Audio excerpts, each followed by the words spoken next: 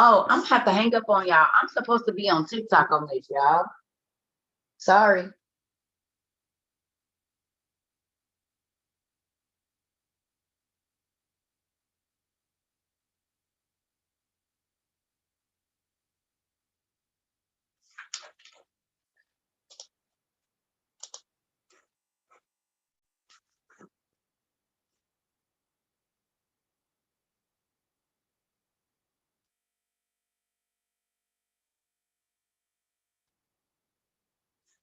Can I be on TikTok? No, I wonder if I could do now. Can I do TikTok while I'm doing this at the same time?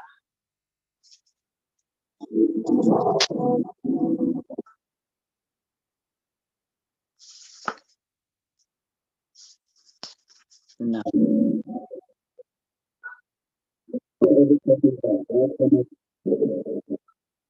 Okay, let me quit messing with stuff. Is y'all in here still? Hello. Can y'all hear me? Are you talking to the people on Zoom? Good morning. I was trying to see if it's about to let me live stream on my phone while I'm live. Now, y'all, if they let me do that, I guess not, because it was slowing down and whatnot. Good morning, everybody. I'm just trying to get this together. Give me your 1 second.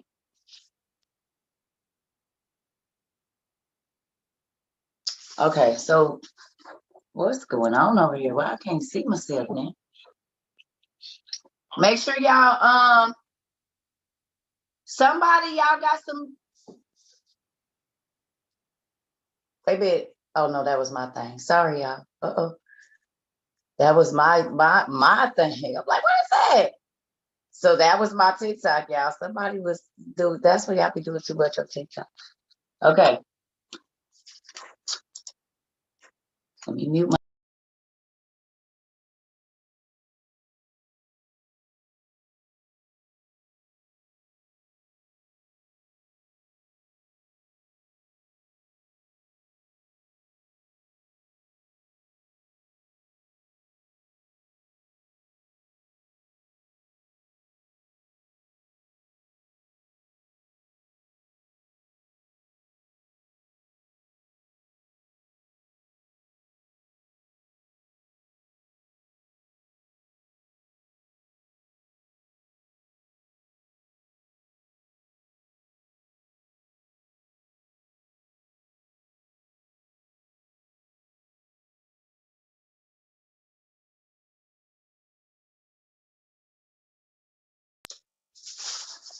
Good morning, y'all. So look,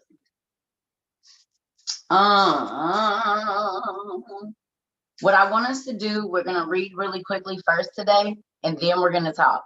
Okay, that's what we're gonna start doing. We're gonna make sure we get the word out and get so everybody can know what's going on before it's just hours of testimony. Okay, because that's the main reason we're here first is to do that. Zoom is working. The code is Cerca 1, y'all. Cerca 1, capital C, no space. Cerca 1. Capitals. Now I'm about to see if I can write this backwards.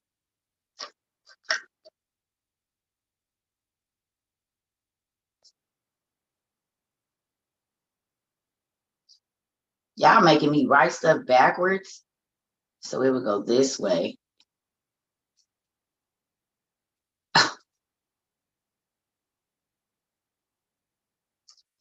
Y'all making me write stuff backwards and stuff. Thank you.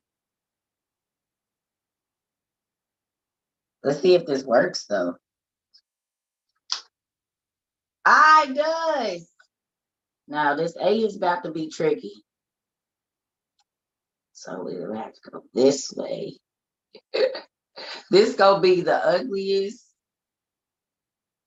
Ew. Can y'all see that? That's me writing backwards, y'all. I had to write it backwards so that you guys, because if I write it the right way, it looks better, but that's me writing it backwards. So it's backwards to me on this side. Good morning, everybody. So if you want to get in the Zoom, we got 1,000 spots, y'all. That's a real thing. It's a spot. It's enough spots for 1,000 people in here. Our mom finally got me together because I be messing stuff up. So I'm not gonna touch nothing. Yeah, while everybody is coming in, I'ma go make me some Java. But what I want y'all to do, if you got your Old Testament super graph for your OTP, I need you to go to the Testament of Abraham, or either, hold on, let me tell y'all what it is.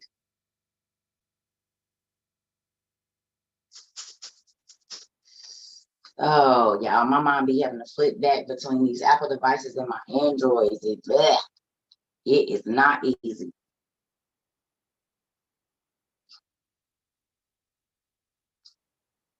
Okay.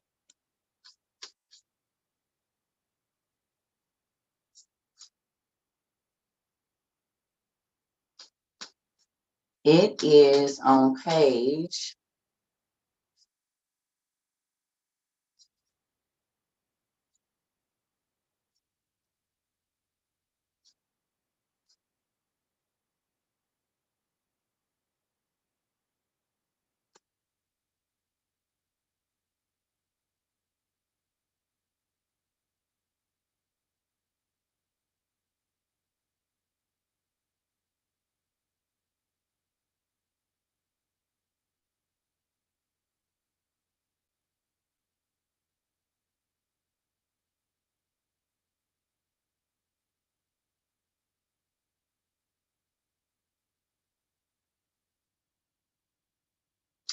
All right, y'all, good morning. It's going to be on page 855 of your Old Testament Supergrapha book 1.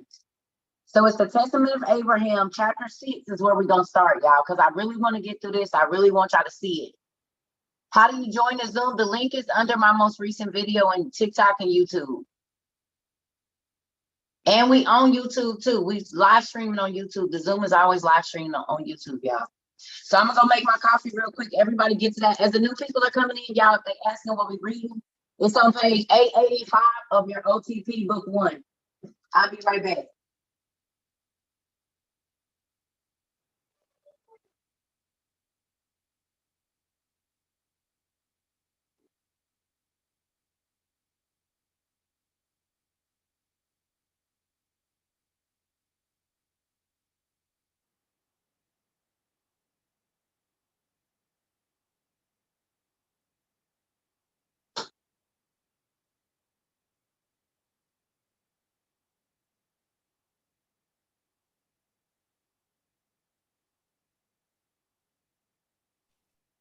Good morning, everybody.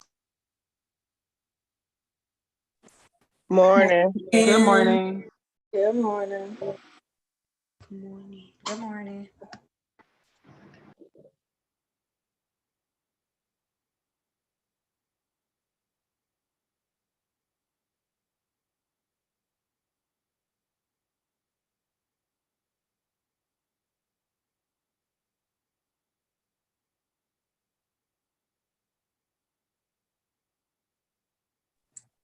Morning.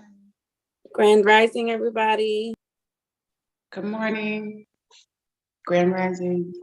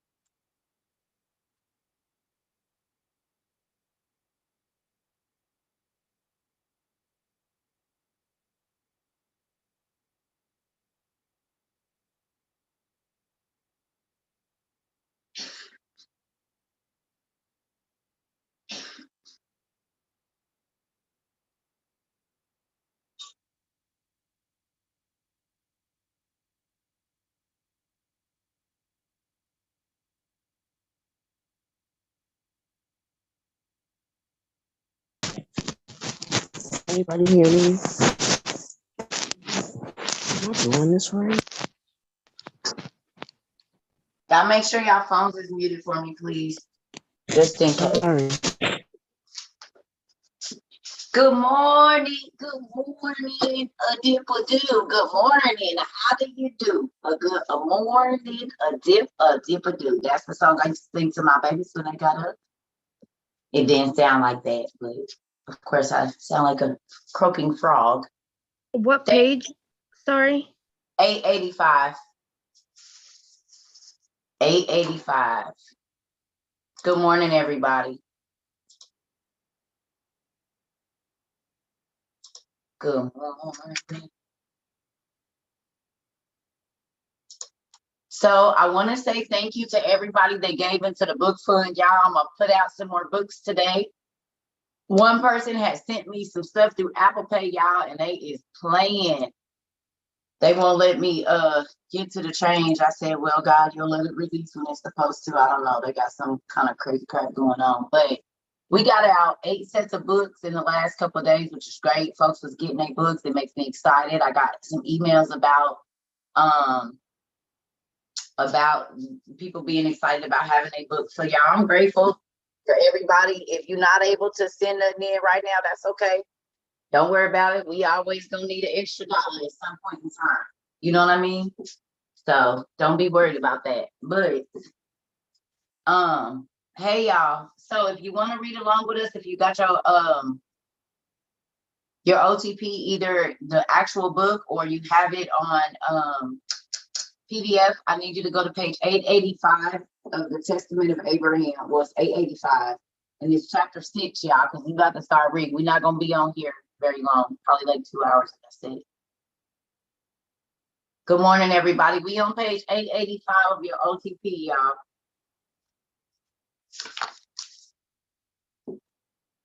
I'm going to give it like 4 more minutes to let everybody get in, just trying to get in, y'all. But for the people that already know where we at, y'all can read all the way down to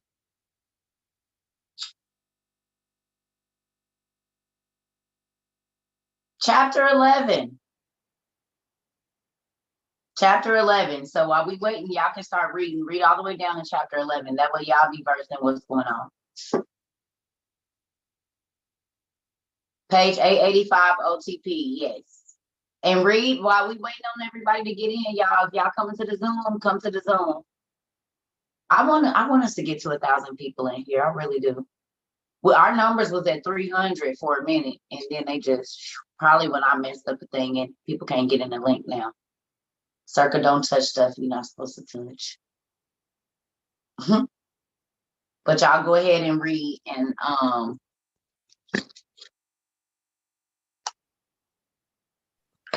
be quiet.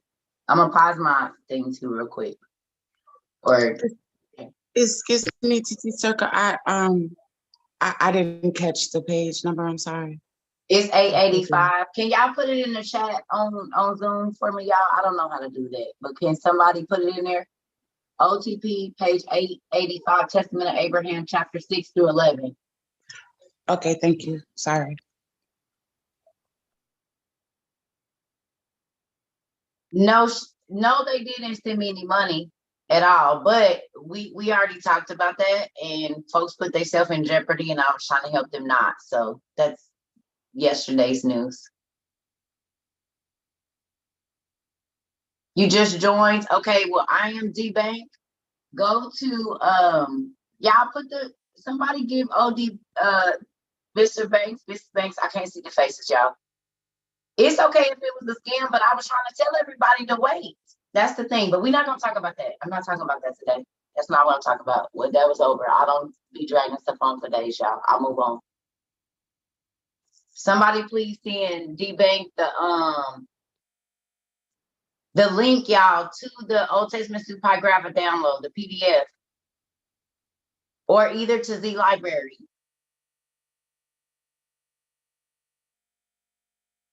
Hey, y'all, if you start reading chapter 6 through 11, y'all, from page 885 down to page 888.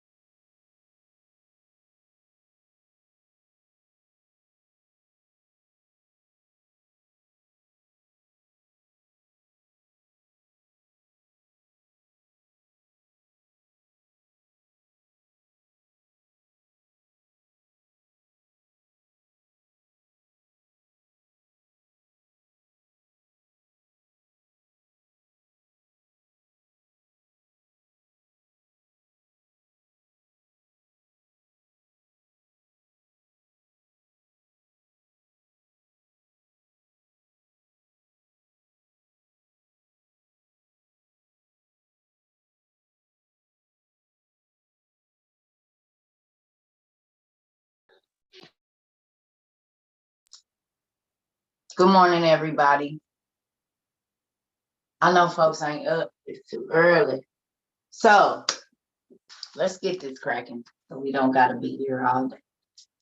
Lady SK, I love your headphones, honey. Can you put your head up a little bit so I can see them? They blue. I just looked at something from, those are cute. Turn to the side. Let me see. Yeah, that is real cute. Okay, I see you. That is cute, girl. Yay. I love those. Those are cute. I'm a headphone person, y'all. If I could have a different set of headphones for every day, I would have one to match every outfit I have. I'm telling y'all. YouTube Tina. Love it. They're $5 at Five Below. Oh, yes. Oh, well, then I just might have to do that. Oh, you already know you a girl. Okay. Y'all tell me. Y'all know I don't leave this house. I don't go nowhere.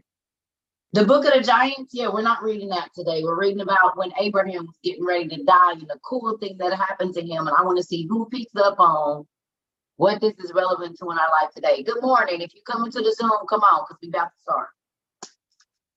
Good morning to the people. I don't know if it's like, see, it looks really good. Y'all, let me see something. I'm working on this whole how to work stuff. Oh, shoot. And just so y'all know, I'm going to take a trip down because something did show up to my P.O. box. So when I get off here, I'm going to go down there. And then I'll share with y'all whatever it is when I get back tonight. But I'm not going to do a Zoom tonight, probably. I don't know. Maybe I will, maybe I won't. Okay. And good morning, TT baby that's getting out here today. You are sitting there real good and sturdy, honey. Yes, I love it. I can do your hair any day. Good You morning. ain't wasn't a nutty. I love it. All Thank right, you. y'all. So this is going to be a lot of reading today, but I am going to skip over. So if you get lost, just kind of follow along with your fingers if you got it or whatever you need to do. Because I do skip around, and the reason I'm going to do that is because I want to get to the goods, right? Y'all can, this is why I always tell y'all where the story is, so you can go back and read it for yourself. Good morning, y'all. We on page 885 of your OTP book 1, y'all. All right, so it says, when Sarah heard the commander-in-chief, so we remember when we first started reading this, that the commander-in-chief that they're talking about is Michael, the archangel. So I need y'all to write that down. Write down Michael, the archangel. So whenever y'all see that, or archangel, whenever you see that, remember that I'm talking about Michael, when you see the commander-in-chief, okay? It says, when Sarah heard the commander-in-chief's distinction of speech, next thing I want you to write down is the distinction of speech. What I tell y'all, words are important. I always say that to everybody. Words are very, very, very important. Write down his distinction of speech. There are some people that come say stuff to y'all and y'all just disregard the words because you're so used to people challenging in your ear. But from now on, I need y'all to pay attention. If you have to close your eyes when a person is talking to you so that you can hear the tone of their voice, this is why I don't like text, because I can't hear the tone of your voice. So I don't know how you gauge. I can gauge if I can hear your voice. Do I need to be trying to put my tennis shoes on? You see what I'm saying? And grease my face up. I need to know what's about to pop off, or is you trying to come and be my big tall tree for a little bit? I don't know what's going on through a text. I don't know. So anyway, all right. So it says she immediately, look, it didn't take her long. She didn't have to go get her nails done and go to the grocery store and be like, oh, it said immediately, y'all. She realized that the speaker was the angel of the Lord. That's powerful. Immediately, she realized that the person talking to her was not a regular person.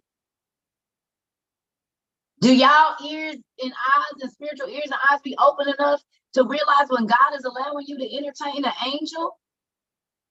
Whether it be good or bad, because it didn't say when you're entertaining a good angel, it said you entertain an angel, which means that could be a negative angel or a positive angel that could be in the form of a human person. This is who y'all keep calling skinwalkers. Yes, they're skinwalkers. Angels have the ability to look like a human, interact with you like a human, and we know that they can procreate. Because we wouldn't have the giants if they couldn't. Okay? So that should tell you, y'all, from me telling y'all that the fallen angels are real, that they can look exactly like a human person. Do y'all get that? Or else these women wouldn't have procreated with them, y'all.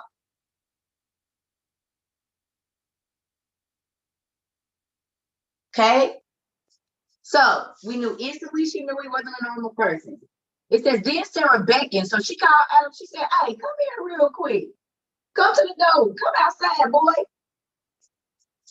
Abraham, and then she said to him, she said, baby, who is this man? Do you know who this man is? How old this woman? Is what she said. Who is this woman? Okay? That's crazy. And Abraham said, I don't know. Like most men, I don't know. Boy, you don't know who this is. This is, thank God for women, right? Hold on. Hold on. It was trying to get me back in the Zoom. That's all right that I'm already in. Okay. Y'all, write down. Men always say, I don't know. Men, if you in here, write down that y'all always say, y'all know. Because even in Abraham's days, y'all didn't know what was going on. Come on now. Woo, and then y'all be mad. I know Sarah, y'all. Sarah probably was sitting outside the tent. It's camels and stuff like that. She probably just shook her head like, really, Lord? Really? Really? It's hot too. Oh Lord, you don't even know. You had this man in our house for 3 days and you don't know who he is? Jesus. I didn't say y'all was stupid, but I'm just saying. They be like, I don't know. What you mean? Bro, wake up. Anyway, and even back then they was doing it. So don't be clowning me when we be standing, because here it go right here. Even in Abraham's days, y'all didn't never know. That's why we be ready to bust y'all upside down because y'all don't know nothing. Knock some sense into you. Now, don't be violent, talking about Cerca said either. Anyway, all right, okay. So he said, you must, she said, boy, how you don't know? This the 3 heavenly men who stayed as our guests in the tent beside the oak of Miriam. Don't you remember them 3 dudes that we let come stay in our hotel in Florida? Because they didn't have nowhere to go. They was out there on the beach. You don't remember? You was that toe up. You don't remember we let them stay in the house in a hotel with us during bike week? You don't remember? Y'all didn't think I knew about bike week. Y'all be sneaking in bike week, church people. Acting like you going to the store that's right next door, like you don't know all of them bikes is over there, sister, in your cutest little skirt. I know. Talking about, I don't nobody want no unsaved man, but you sure don't keep ending up with them. Don't say that, Cerca. Don't say it. You knew he wasn't from Jesus. You was thinking what the devil's about that day, sister and brother, because you knew she was not thinking about Jesus, walking around with no drawers on, baby, with that dress on, no bra, honey. She was not, no. Ooh, sorry, babies. Sorry, little mama that's getting her hair done. I'm sorry. Don't be doing all that. I'm sorry, y'all. I keep forgetting the kids is here, but that's, they see it, they know. So don't be walking around like they're talking about you gonna know why they want y'all. Y'all know why they want y'all. Me and leave them gray sweats at home. Leave them at home. They for inside the house and only. Don't go outside no gray sweats. Put on some yellow ones. And put on a shirt. And women, learn to keep stuff from jiggling all over the place, y'all. And y'all should not be going in the grocery store and I can see all of your business. My kids is in here. My husband is in here. My wife is in here. Y'all got to be respectful. Come on. It can't be that big of a deal to want attention to where little girls and little boys are seeing y'all more than naked in the grocery store at 10 o'clock in the morning. You used to go to jail for going out like that when I was young. I'm older, but let a woman walk in the store and some of the stuff, y'all, boy, y'all be in jail for indecent exposure. They don't even have that law no more. Is indecent exposure even a thing anymore? Lewd and lascivious acts in public? Is that even a thing? Because you can walk in without pasties on and a completely clear shirt down. It's okay. Don't be doing that stuff in front of my kids. I'm telling my kids is grown. They got kids, but don't do it. I got grandkids now. Keep that mess for behind y'all doors, y'all. These babies don't need to see that. Some stuff is for nighttime when the babies then went to sleep. They should not see you walking out of your house like that, y'all. We supposed to be teaching them to be young men and young women, and then y'all wonder why we have a hyper grocery shopping community.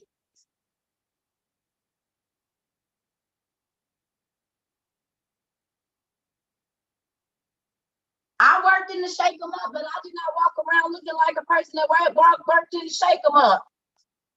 When I went home, I was mommy. I was not. When I went to my kids' school, they didn't know what I did. Oh my God, you're always bringing us cupcakes. And yeah, because it was good in the club last night. I gotta take care of y'all. Y'all take care of my kids. Make sure I bring you some brownies and the orange juice for the teachers. Oh, I took care. See, y'all be trying to clown the teachers, but I took care of the teachers that took care of my children for 8 hours. Why y'all want to run into schools and piss off the person that you are leaving your child with for 8 hours is crazy to me. That's mind blowing. Why y'all want to piss off y'all dude's new girlfriend and you sending your kids over there?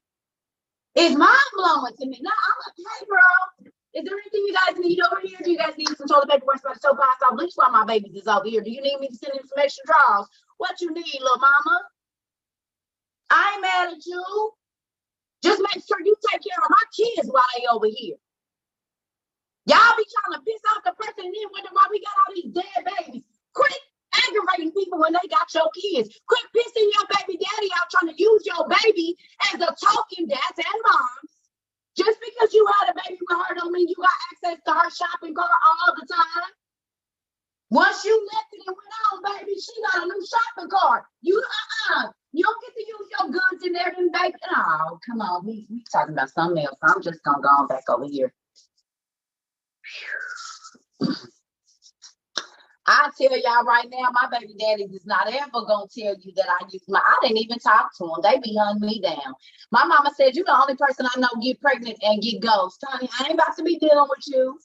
And I ain't talking about waiting no 6 months, baby. I'm talking about 6 weeks. Soon as I find out you got 7 days. Figure out what you want to do, and I'm on it. I'm out. I'll talk to you in about 9 months if then. I ain't forcing my kids to call you. I'm not calling you, harassing you. I got things to do. I got to raise my kids. And staying irritated, I can't focus on them and teach them what I need to teach them for hollering at you. You do not get to steal my time. You already wasted it. As to why I'm raising these kids by myself. I ain't giving you another minute of my time. You crazy. You better go and waste her time. She got time available. I don't got none. My kids' fathers used to be like, where you live now? What state you in? Huh? What state are you in, Cerca? Huh? And I ain't trying to keep for you, but I know you don't want that, so we ain't got to be where you at. You want a picture? Here we go. I ain't wasting my time about to trying to argue with you when you pull up if you want to. Your mama gonna don't say that. I hope y'all got insurance, as the old people say. You got some insurance? Because you gonna need it. Go on now. Sorry, I don't even know where that came from. Somebody must have needed to hear that. Anyway, okay, back on where we on. Y'all, woo. Okay, it's a lot of lost folks out here. Anyway, ooh, my eyes then went. Come on, Lord, bring it back now. Yeah. For real, they used to, Where's Waldo was my favorite book as a child. I'm gonna tell y'all something. I live just like that. Where people calling me now, like, where is you at? Family members. Huh? Where you live? Why? You better come to TikTok. They know where I live. Find out. Where's Waldo? Anyway, back to what I was saying. So the man didn't know that these folks that came and stayed at their house. Watch who you let live in your house. Your husband won't even remember. Watch out. Okay, so it says, You must know, my Lord, the three heavenly men who say yes. So y'all can have an angel staying in y'all house and y'all don't even know it. So you invite someone to come in your house and you start to mistreat them and everything in your life starts to fall apart. You might want to reevaluate how you treat the person that is at your mercy. Because it could be an angel. And they could have your blessing or your cursing in their hand. So watch how you treat people. I bet y'all won't be yelling out the door, calling nobody out the car no more, calling nobody a dumb F&B, will y'all? Because do you know that person could be an angel or a minister or a prophet of God that you are cussing at that might be discombobulated or something? Y'all better watch your mouth. I'm telling you, you don't have to know them. All you have to know is they could be very close to God's eyes. Because he says, some people, I love them like the apple of my eye, which is the black part. And I don't know one person that's going to let somebody get up on the black part of their eye and poke them with it. That you going to fight with your life. So some people that you speak against or you be doing stuff to, trying to get under their skin, and you wonder why, he'll be breaking loose in your life, baby, because they anointed and for might not even be a human being. Be careful. Okay? All right. So treat the people that come to your house good. I'm telling you, do not treat them bad or it will be bad for you. This I know, I've seen it. I've experienced it and I've seen it. Okay? So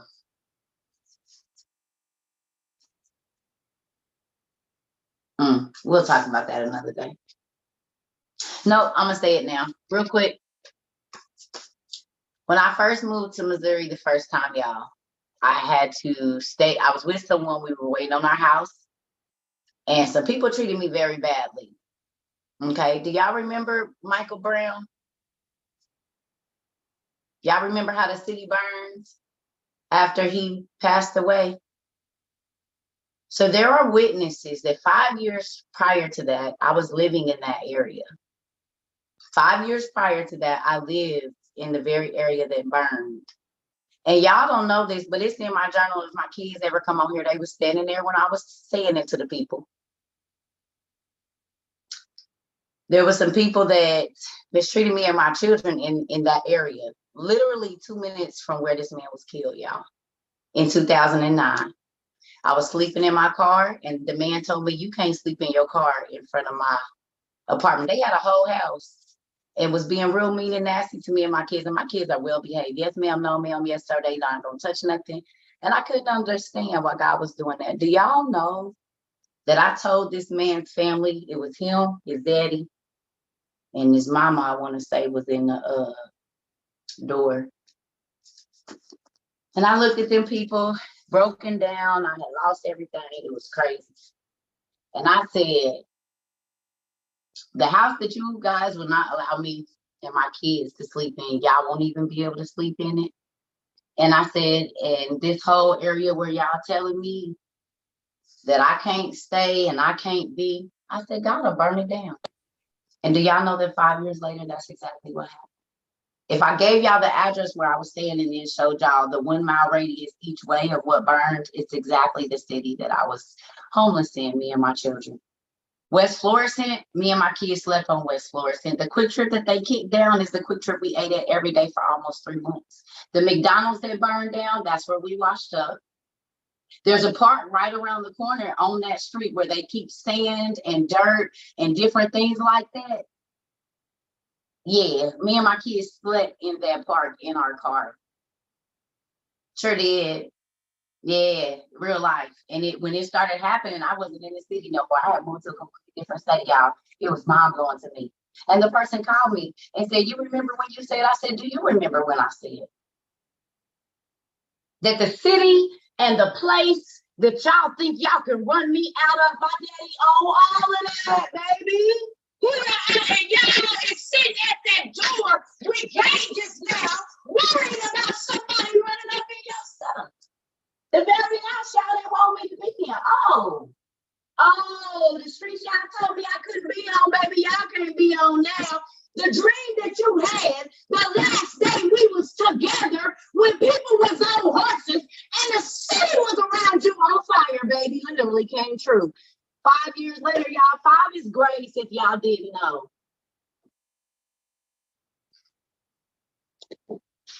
No disrespect to Michael Brown, but listen, y'all, the people that know me know what it is. And that wasn't damnation that I spoke. Sometimes you are mistreating somebody that God don't let their words fall to the ground. Y'all know that scripture in the Bible about the prophet God, even if God didn't say it because he loved them so much, he didn't even let their words fall to the ground. So whatever he said, he let it happen. The reason we're talking about this is because we're about to read about it right now, because guess who else had that ability?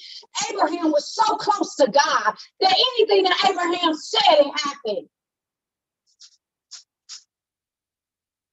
Be careful. That ain't all, y'all. I dreamed about embalming on my son. 6 weeks before my son's birthday, I dreamed about embalming, y'all. Wrote it down in my journal.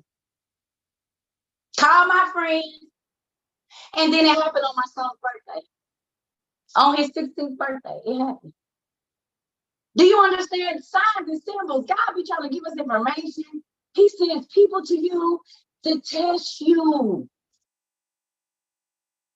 And if you ain't right, it can be damnation for y'all. I didn't see it.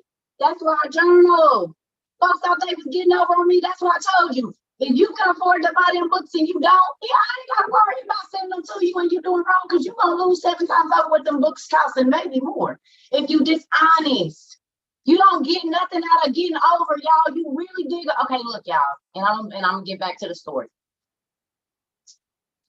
I used to tell the teenagers between like 2009 or 10 and 2016, all the teenagers that because iPhones was coming up stolen. That was a big thing. Folks were stealing people's iPhones. And so I said to all the children that I seen walking, and I say, who bought that for you? I came up on it. Okay, well, guess what? You wouldn't be walking if you wouldn't have stole that iPhone, because guess what? 7 times, at that time they was 600. So y'all do the math, and I know what it is, but for the kids and people that might be listening, 7 times 600 is what? Somebody put the numbers up. I already know what it is because I had to say it a whole bunch of times. 3,200? 4,200. 4,200? Okay. So when a kid take an iPhone for $600, do they realize they just cost their parents the $4,200 blessing that God was going to send them for their 16-year-old car? Yes, Sandra, it is a car. Anything that you get ill-gotten, so like boosters, right? Y'all know how boosters go and get all this stuff, and they give it to you for the low, and you think you got to come up. So guess what? The gag is, family. Are y'all ready for the gag? This is why the word is important. This is why I say my people perish for lack of knowledge. So, first of all, because they stole it, it's cursed. Okay? So it's cursed because it's ill-gotten, 1. 2, as soon as you take it into your possession, you're cursed. Okay? And then on top of that,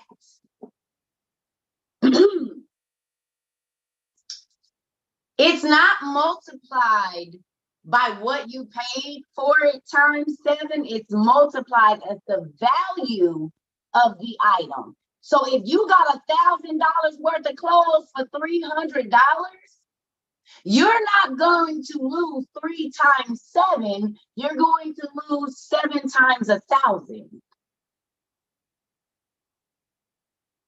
Did y'all get that? You lose the value of the thing. So if you take a stolen TV, a stolen pair of jeans valued at 100, look for there to be a $700 at least deficit in your life. So if your car breaks down right after that and it's $700, know that that was the value. But guess what? Remember now that God can multiply it back to you 30, 60, or 100. That's good or bad. So what if you just cost yourself that $10,000 that you need to get out of debt because you let somebody sell you something that was stolen? And it always comes right after you ask God for a blessing. Because he's going to test you to see if you're worthy of the blessing, y'all. It ain't no come up if you're getting it and you know that they got it wrong. It's not a come up. It is a hole in your pocket. Multiplied. Everything God gives you is multiplied, y'all. It's never just what you give them. So if you give him money, he multiplies that back to you. You give him trouble, you get that multiplied back.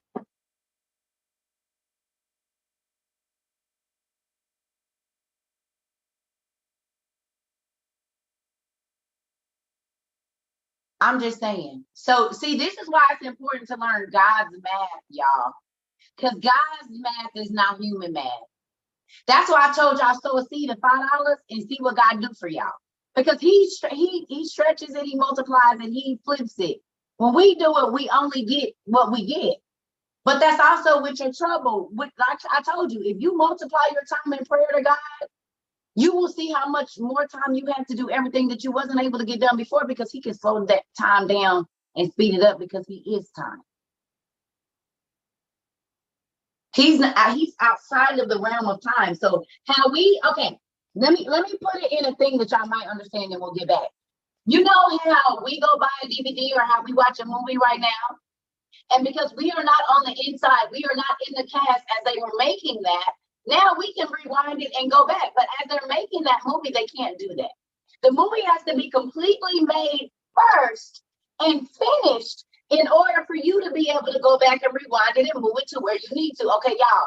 So when y'all think about how we live, God has seen every single thing that is going to happen all the way until the end. We are literally a DVD to him, and he can rewind, fast forward, and pause our everything. We are the people that, we are the people that we watch on the movie, but he's on the outside of our TV. We're on the inside of the TV right now, y'all. That's why I say everybody has a part that they have to play. Everybody have a book. So while y'all thinking y'all don't, if y'all watch Supernatural, y'all know the librarian, how they go in there? Or not, no. That's everybody got a book in Supernatural too. Every person remember, because Sam and Dean was looking for their book, and then the magicians, everybody was trying to get their book. You literally do have a book where every single thing that happened from the day you took your first breath until the day you take your last is written down.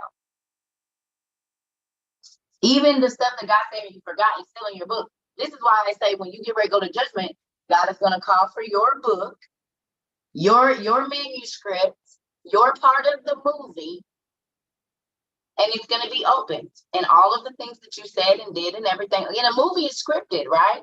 Isn't a movie scripted? They tell you where to stand. They tell you how to look. They fix you. Okay, y'all, our life is scripted. God said, I know you before you was formed in your mother's womb, and I know the beginning to the end and the end to the beginning, which means we're in a movie. And what is your script going to say about you?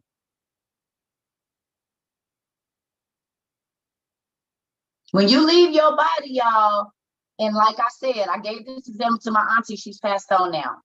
But one of the things that I read, and I can't remember which book I read, it basically said that all of your sins, y'all, is going to stand up behind you like shadows. Each individual sin. Not, oh, I told a group of lies. No, each lie is going to be a shadow person standing behind you. Each time that you commit a fornication, it's going to be a shadow person behind you.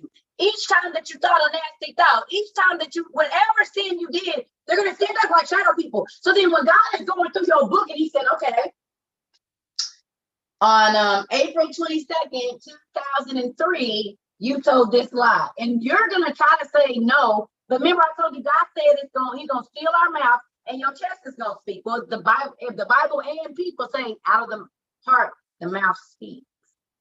Well, that's going to be a real thing in the spirit, because your lying tongue will be sealed up and your chest is going to speak out. Okay? But not only is your chest going to speak out, you can't lie to God because he is the truth. So if you did it, you're going to say yes. And if you didn't, you're going to say no. There won't be any excuses. He said that mercy is gone at this point in time. Okay? So mind you, while all of that is happening, you still have all of your sins behind you that are standing up. And you have Lucifer. So think about us being in a court. I don't know why I'm going this way. Think about us being in court, y'all. You got the defending, the defense attorney and the prosecuting attorney. Jesus is our defense attorney. Okay? Jesus, write this down. Jesus is my defense attorney. Okay? I don't even know where I'm going. I'm about to show you. Okay? And then write down, Satan is the prosecuting attorney. Now, what y'all don't know is Satan is connected with the spiritual mob. So you know how they got like dirty cops and dirty judges and dirty people that set the people up because they need to get them out the way.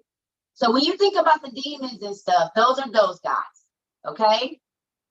Now, when each one of us stands in front of the judge, who is God, because listen, y'all, if people was already in heaven, there would be no need for judgment day. There would be no need for judgment day if everybody was already in their eternal resting place. No, because then we wouldn't need to go see the judge. Everybody knows that the judge determines what your sentence is and whether you go home or you stay.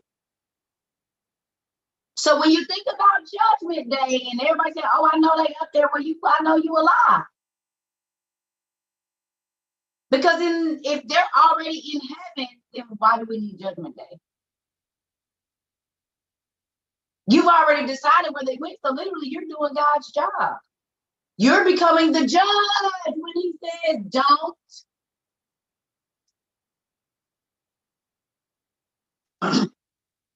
Okay. So Satan stands behind you. I mean, on the side, you got all your sins. So when God starts listing your sin and asking you, did you do it? First of all, you're not going to be able to lie, one. And two, the sin is going to step forward and say, I have the record of your sin. It happened at 323 in the 2022nd year since Christ, or whatever. However, it's a record. It's a record of your sin. Okay? And so Jesus, the defending attorney said, Your Honor, no. That's actually covered under section 22 of code such and such because I died and my blood covered that sin. And so he's going to say, no. He said, no, right here. I'm falling into the sea of forgetfulness right here. Okay, proceed. Go on. Okay, that is what you want. You want Jesus in this judgment day court to be your defending attorney, and hopefully that everything that you did, he can get thrown out of court. If not, because the devil got his evidence, y'all. He already know he got evidence because he knows that your sins are being recorded and that they are going to stand up one by one. He knows that. He's already been in God's court, y'all. He's seen the proceedings. He knows exactly how it goes. You know how some lawyers only want to go in front of certain judges because they know how many years they're going to hand out. So they always request that judge. It's the same thing. When y'all realize that our court system is based on God's court system, but this one is faulty because it's in an evil world, and that's why there really is no justice in the courts here. But let me tell y'all, it's not like that up there because it's only going to be real justice up there. That's it. So while you putting people in hell and while you putting people in heaven, you're doing the very thing when you say somebody ain't saved or they don't know God, in church folks, you are now becoming the judge. And God said that's a sin.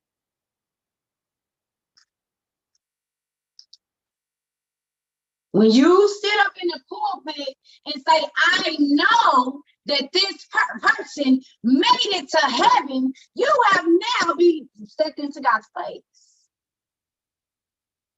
Because there would be no need for judgment day, baby, if we knew where everybody was going.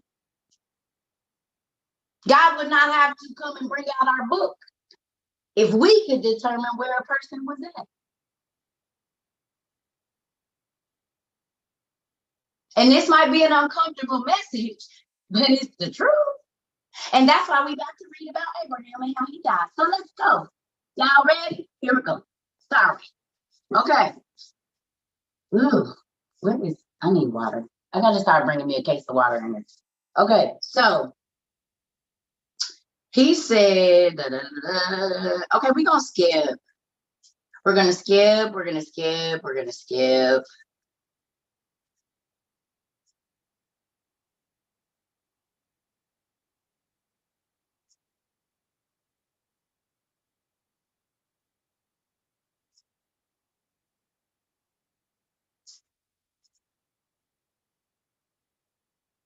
Okay, let's read 7, y'all. Y'all ready? I'm sorry. So it says, then Abraham left Sarah and entered the room and said to Isaac, come, my beloved son, and tell me the truth. Remember I told y'all go talk to them kids? Talk to your kids. What were the things that you saw and what happened to you that you came running to us as dust? Y'all, what have I been talking to y'all about? We still on page 885, y'all. Down on chapter 7. When I say when your kids come running to you trying to tell you something, you need to listen. Now here they are going to him saying, wait a minute, that night that you came running to us, what did you see?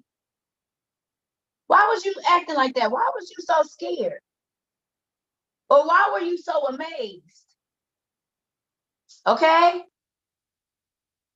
He said, Daddy, I saw this night the sun and the moon above my head, and the sun rays were encircling and shedding light on me. And while I was watching and exulting at these things, I saw heaven opened, and I saw a light-bearing man coming down out of heaven, flashing beams of light more than 7 suns. So the light that was coming off of this man, coming out of the cloud, was brighter than 7 suns lined up together.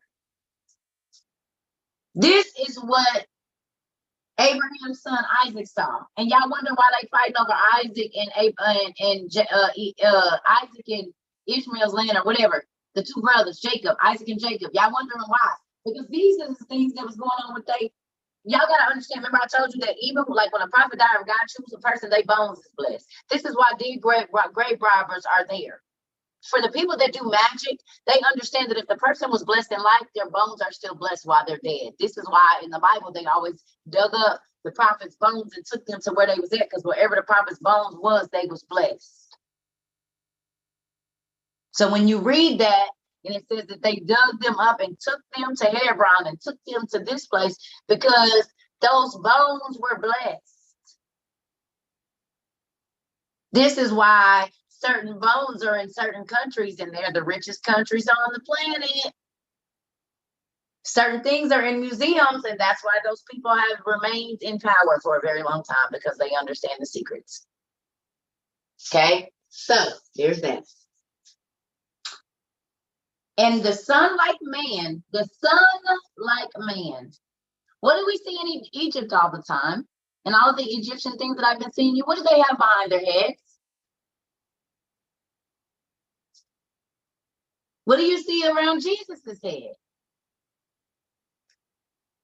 A sun, a glowing light in a circle like a sun. Y'all seen them pictures of him, whether he's black or white? Who was that? Michael Jackson? Y'all know that song? No. He was my boogeyman, y'all. We ain't gonna talk about him. Anyway. All right. So we're gonna move down because wait a minute. Hold on. Okay. He said, and the son like man that came down and took the sun from my head, and he went up into the heavens and off from where he had come from. And I was deeply grieved. And he said, I was sad that he took my son away from me. And after a little while, I was still grieving and anguishing. And I saw, so basically he was like, look, Daddy, in a dream, it was the sun and the moon floating around my head. And this man came after the cloud, and he looked like he was, all bleeded up and stuff. And then he came and he took my son away from me. And I was sad. I didn't know what the son meant, but He took my son, and I can feel the pain in my heart. In my heart, his heart was hurt, y'all. His heart was hurt. Okay. And he said, sorry, my eyes being to focus. And after a little while, as I was still grieving and languishing, I saw that man for a second time coming down out of heaven, and he took from me also the moon from my head. And I cried greatly, and I besought the light-bearing man. So he was like, I cried, and I was asking the man that was coming down to take my sun and my moon. And I said, no, Lord, do not take the glory from me. Have mercy on me and heed to me. Answer my questions. And if you do take the sun from me, at least leave my moon. But he said, let them be taken up to the king above, because he wants them there. And he took them from me, but he left the rays with me. This sounds like some Egyptian stuff, don't it? And I told y'all Jesus was in Egypt for a long time. So was his mama and his daddy and a lot of the Israelites. So folks be trying to decipher instead of putting things together. Amen. So we're gonna move on. All right. And the commander-in-chief, who is Michael, the archangel, said, Abraham, the son which your child saw is you. Listen to your kids' dreams. Write this down. Listen to my kids' dreams. I don't care if your kid is grown. If your kid call you and say, Daddy or Mama, I had a dream, you need to listen. Here's the proof. Because God told Abraham's son he was going to die before he told Abraham. Then he told his wife that he was going to die. And Abraham still didn't realize that he was getting ready to go, y'all. He told his family members first. Listen to your family members sometimes. Sometimes God is giving them a word about you and you don't even know it. But you don't want to hear it. I don't fool with them. Okay. The commander-in-chief, Michael, he said, that's your father. The moon is your mama. I'm about to take your mama and your daddy. How many people went through COVID? Y'all lost? It's babies that lost both their parents. This is why y'all need to be getting y'all kids on learning how to wash their clothes. My kids know how to wash their clothes by 5 or 6. I'm not joking. They will tell you. Sort them clothes out by color. Come over here and let me show you. Get up here, because I might not be here. I had to show them how to cook little stuff because I might not be here. I was living fast and hard, baby. I don't know who y'all gonna end up with. And your boy, I taught my son how to comb his sister's hair, everything. Just in case I ain't here, you gonna take care of your sisters if y'all gotta go to a foster home or something or go stay with her. I didn't know what was gonna happen. And so many people before COVID had not prepared their children to live without them. Prepare your children to live without you. I don't care how young they are. People don't teach. The babies know how to scroll, but they don't know how to call 911. If you laid out on the floor, and this is why we have babies on the news that have been in the house with their parents dead for days. Baby didn't know how to call 9. I used to lay out on the floor. I'm telling y'all, I would lay out on the floor and act like I was there when my kids come home from school. Like I done passed out and hit my head or something to see if they knew what to do. And they was little. And they'll get the phone. I'll give you the phone. I was just playing. Just want to make sure you know what you're doing. Don't call 911 no more. my mommy won't get up. My mommy won't get up. Her got blood coming from her head. Teach your kids their address. If they get lost in the mall or kidnapped and get away, they don't even know their mama and daddy name. My mama and dad. What's your mama name? Mama. What's your daddy name? Daddy. What's your name? Pookie. How old are you? 7.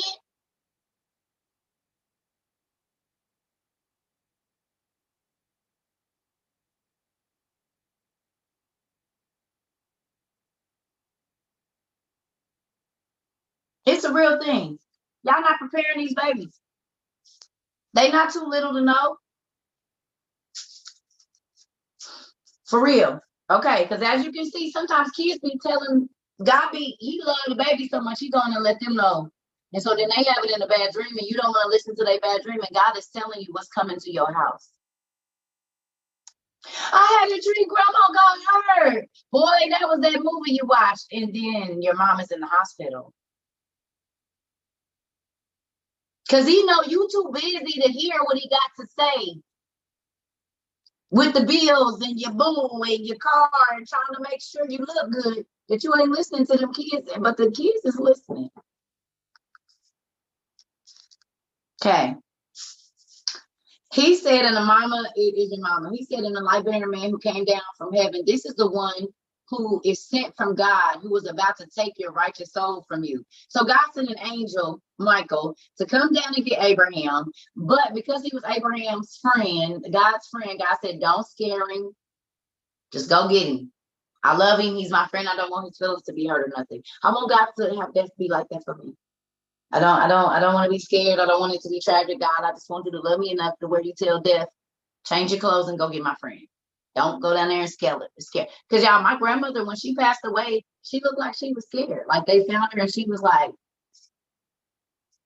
you know what I mean? I don't want to be scared when I go. Because how you go is how you wake up. If you go in tragedy, you're going to wake up in tragedy. How you lay down is how y'all get up. He died on top of me. Lord, please don't. Because the other person ain't going to be there. It's just going to be you, and you are going to be in the act when you wake up on the other side. But you'll only be in that act by yourself. That's scary. Okay? So, he said he's going to take your parents from you. Okay. He said, and know now, most honored Abraham, that at this time you are about to leave the earthly life and journey to God. Y'all, Michael told Abraham, I'm sorry, you about to leave. You're about to go. Remember I told y'all to go watch Meet Joe Black? Who seen Meet Joe Black? Show of hands, heart, something if you seen Meet Joe Black. Nobody ain't seen it? Remember Angelina Jolie's husband was whispering in his ear and he kept grabbing his chest? Remember? Before he ever even met him. And then his daughter in the movie goes to the coffee shop. She sits down, she meets the man, they have coffee. She leaves out. He goes out and gets hit by a car, and the spirit of death takes over that man's body and gets up and goes after the man that he's coming to get, which is Anthony Hopkins.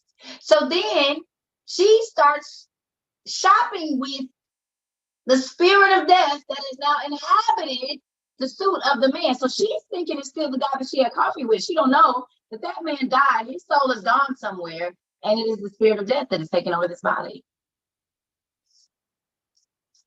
Because the spirit of death is trying to get to her father. The daughter, here we go again now. The spirit of death is coming through the children, okay? To let them know.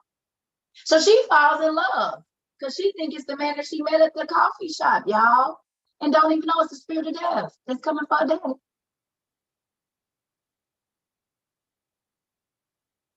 So I'm not going to tell y'all the whole movie. Watch it and see if this ain't the testament of Abraham. We're moving on. So he said, almost surprised. Hold on, y'all. This ain't going to work.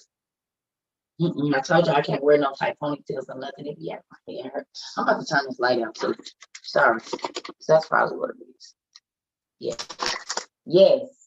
Sorry, y'all. I hope y'all can see me because that's hurting my eyes. Okay. So he said, almost surprising, wonders, and it is you then who are about to take my soul from me. And the commander in chief said, I am Michael, the commander in chief who stands before God, and I was sent to you that I might announce to you the mention of death.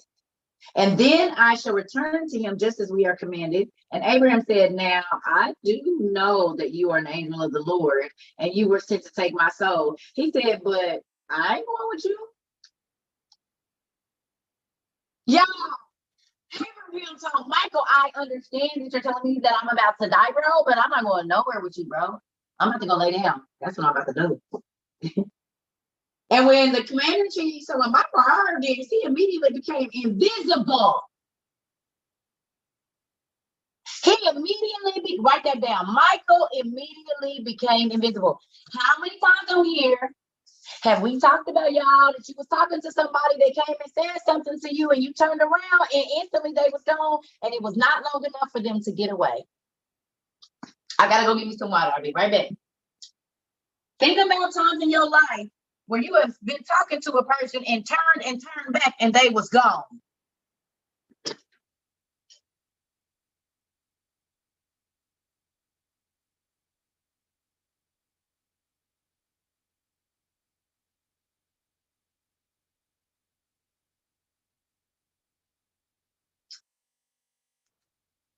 Do that make y'all think or no?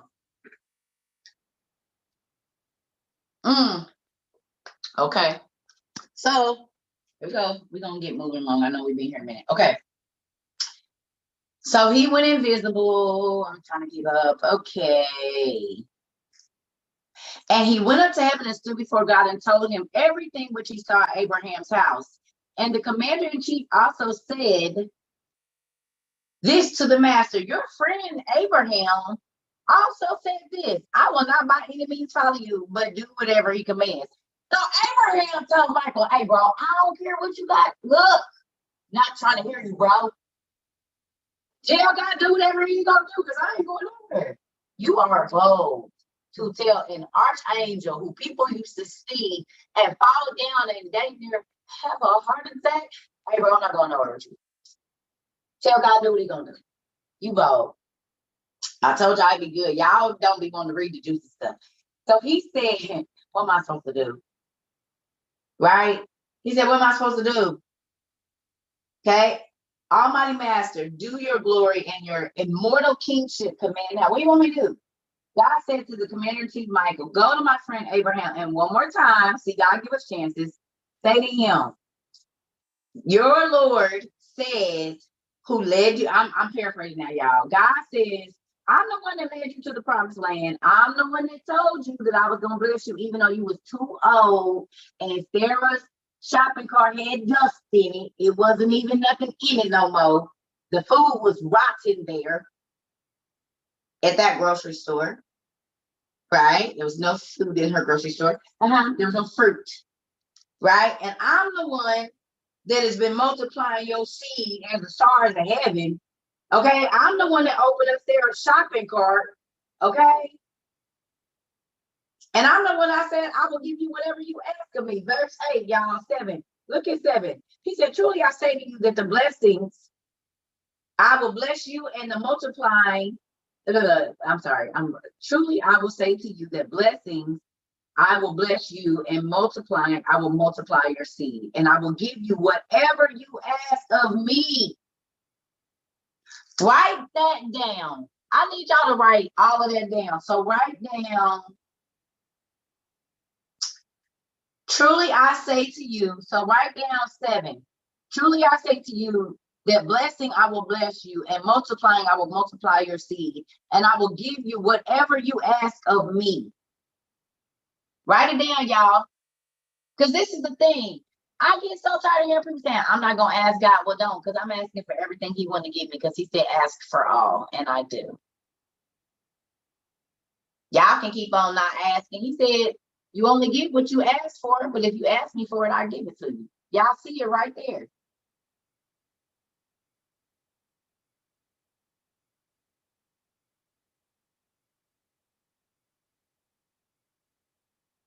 I'm just saying. Why are we not asking God and he tells us to ask him, y'all? He said the only reason you don't have it is because you don't ask me for it.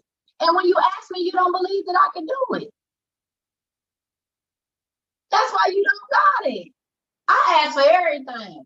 Yep, so do one. Did y'all see me turning down anything? Now, I told y'all don't spend no more money on Zoom because we don't need it just yet. But when it comes time, I'm gonna be like, all right, y'all, we need all the money for the Zoom. I ask because I know. That's what the Bible say. My people perish for the lack of knowledge. They don't know. Right? Okay, so look. Okay, I will give you whatever you ask of me, for I'm the Lord your God, and besides me there is no other. Tell me why you are resisting me and why there is grief in you. Why are you resisting God? So write down your name first, and then say, write your name, and then say, why are you resisting God after all that he has done for you? Why are you still resisting God after all that he has done for you. Everything you asked him to do, he did it. And you still resisting him. Why? Thank you, y'all. Now look, God had to ask Abraham, he said, I done gave you everything you asked. Think about a relationship, y'all, that y'all in. And you have given this person every single part of you. Anything they ask you to do, you doing it. And then they turn around and they still don't want you. They still don't want to come be where you at. They still don't want to return the love and dedication and devotion that you have given them. You have bent over backwards, fed them before you fed yourself. Made sure they was comfortable before you was comfortable. And they will not give that back to you. That's what God was saying. He said, Abraham, you my friend. I gave you everything you wanted on earth. Why you don't want to come be up here with me? Why you don't want to be up here with me? The stuff that I gave you on earth ain't even as good as the stuff I got prepared because you listened and you did what I asked you to do. So why is you trying to hold on to it? Because just like that body you trying to hold on to is about to go to the dirt. Everything that you own is going to eventually go too. Like, come up here where the stuff don't go bad, bro.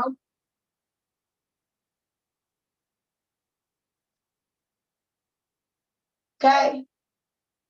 So he said,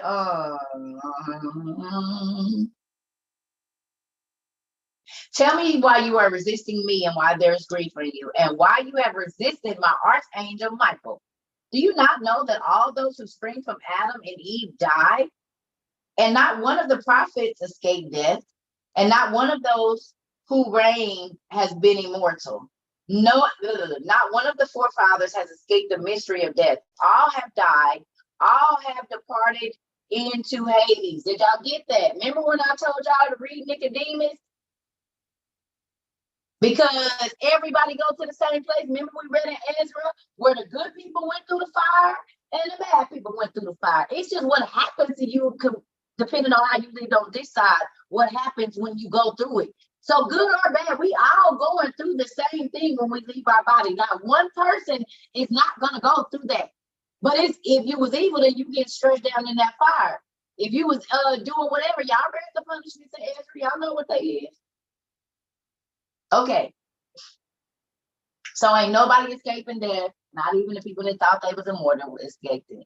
So when the angels tried to create immortal people with having sex with these women, God still let the fleshly part of them be dead, or they still alive in their mermaids like we seen over there. But look how they gotta live. You can't even get back up and walk on the water that you took for granted.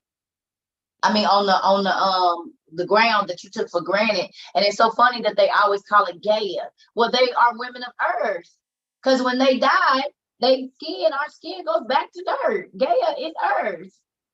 So when it says that they had a father of the stars and a mother of Gaia, a mother of earth, one of the women that came from the dirt.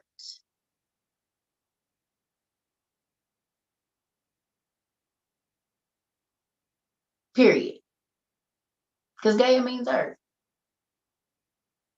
And when you go and start reading the mythology, they say that the parent, the father or the mother was from heaven, and then the person was from Gaia, and that meant from the dirt. Okay, just so y'all know. When y'all see that, they be making it mystical, and it's that simple. They mama was a human, and they daddy was an angel. And then they started to reproduce. So there were more beings that were not as potent as the first group, but they were still potent. And as y'all can see, the mythological gods, they had babies all over the place. They was having shopping parties everywhere. And the stores, the Walmarts used to be packed out the door. They was having babies everywhere. So there's that. Okay. So it says, everybody's gonna die. He said, but I did not send death to you. So God loved him. He said, I didn't even send death to you. I sent Michael. I sent death to everybody else, Abraham. But I loved you enough that I didn't even send death to come get you. I sent Michael to come get you. Y'all, somebody go Google real quick. Somebody Google Abraham's death in the Bible. Tell me the scripture and tell me what it says about how he died. Like the last scripture. You would say he rested with his fathers. What do it say? Let's have a scavenger hunt to break up the monotony real quick.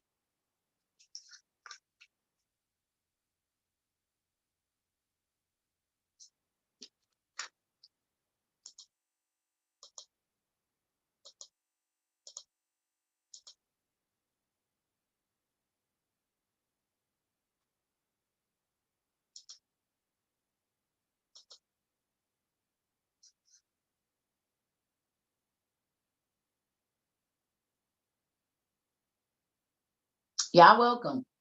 Thank you for my gifts, y'all, too. Physical and all of it. Tell me what it say about when he died, y'all. I'm about to run to the bathroom real quick. I'll give y'all time. Google the scripture and put it on the screen for people that might be driving. So we know, and if y'all can copy and paste the scripture of what it says in the KJV about what Abraham, when he died, we don't need the whole thing. We just need the last thing of what happened when he died.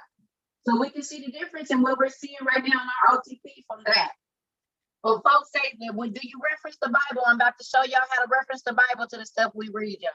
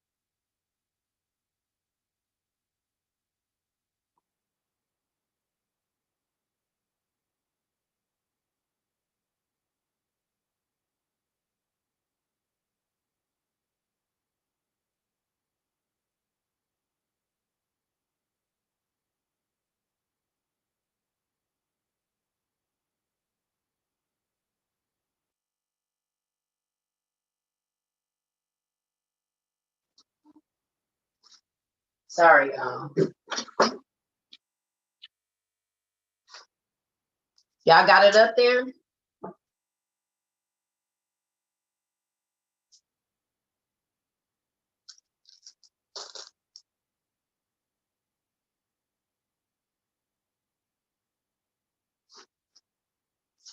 Okay. I was just trying to look at, hey y'all. Remember I told y'all the variations? Okay, remember I told y'all there's 3 different calendars or 4 different calendars? Y'all gotta realize that all of this, one of the versions might be from the Coptic, one of them might be from the Hebrew. So sometimes the calendars were different. So don't pay attention to the age. They just like if you tell a story, you might be 35, might be 34, I don't know, but around that age. This is that with that, okay? We just gonna leave that. Y'all get the Bible say that the calendar's been changed anyway, so just gonna move on. Okay. Thank you. So it says, so he said, I didn't even send death to you. I didn't even send death to come get you. I sent a whole angel. Every single person from Adam until now has had death to come get them except for Abraham. Ain't that crazy? So if you look up how many generations from Adam to Abraham, and then think about how many people could have lived at that time, Death came to even Adam. But God loved Abraham so much, he was so special, the apple of his eye, that he didn't want him to be scared when he died. He cared about him that much because they was that close. Could you imagine being in God's face that much, that he loved you enough that he don't want to send death to you and he sends it to every other person on the planet except for you? That would make me feel very special. Very special. So he said,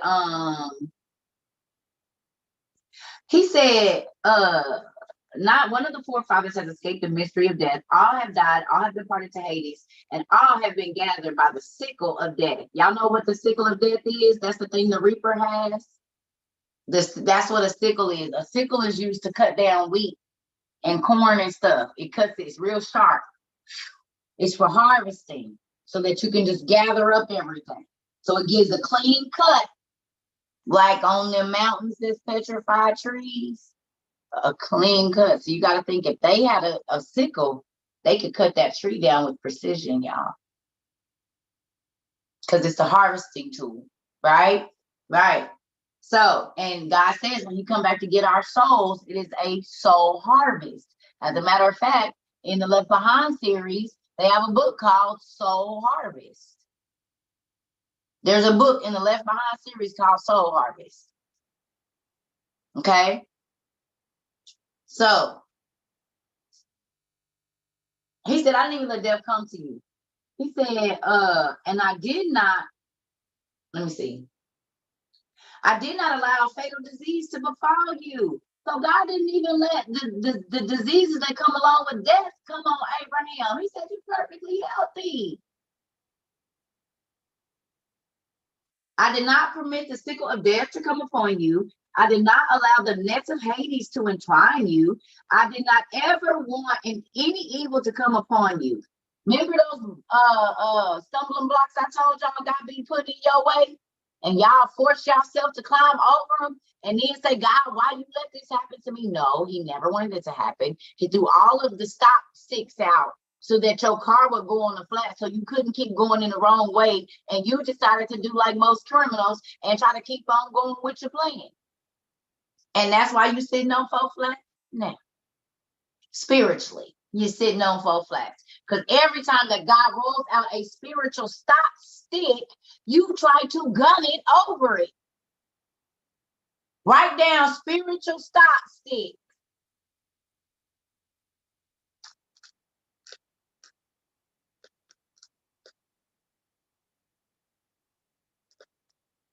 You get called in to work on the day that you was about to go hook up with somebody, that could mean the difference between HIV for you.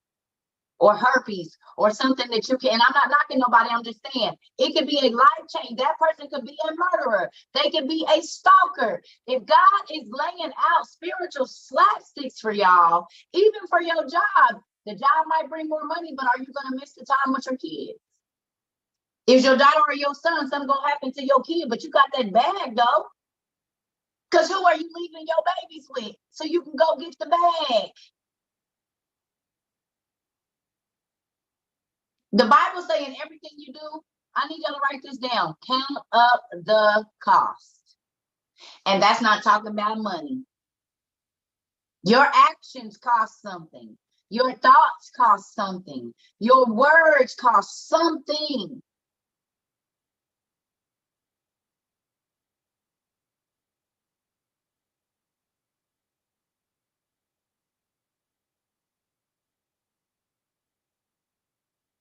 God be trying to save your life and you be trying to ruin it. I told y'all honey, I did not have no problem on the road to destruction, baby. I was on my honey. You talking about jumping over slapsticks. I was running.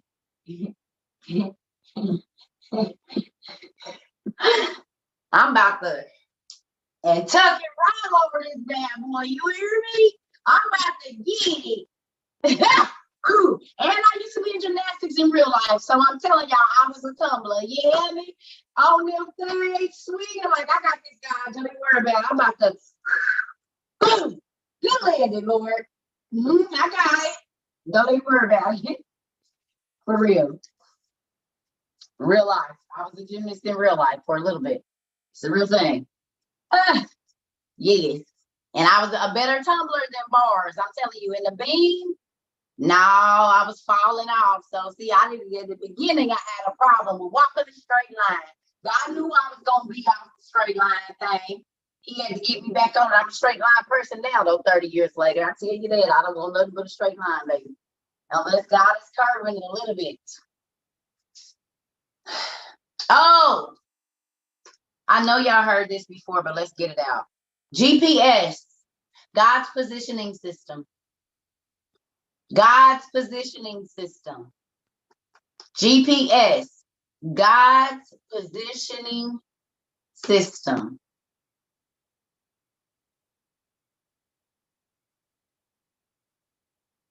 Sugar Bear 29, what you doing with them rings up there?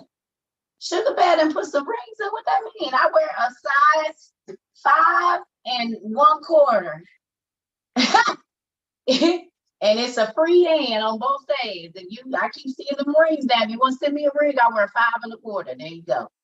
And I like silver or platinum or white gold. You keep the yellow. I ain't offending nobody with the yellow, but for my hand, I like it. I like it light, not yellow. So if you sending something, I got a 5 1/4. There we go. So here we are. Let me see. Okay. So he didn't let no sickness come to him. He didn't let none of that stuff go. You know what I'm saying? He said, do you not know that I give permission to death? God asked him a question. He said, do you not know that I give permission for death to come to you? And the only one that can. Ain't that crazy? He said, and he should come to you, then I should see you whether you would come or not. So basically he said, so what you gonna do if I tell death to come to you? Because then whether you want to come or not, you're coming. I tried to give you a chance to come easy.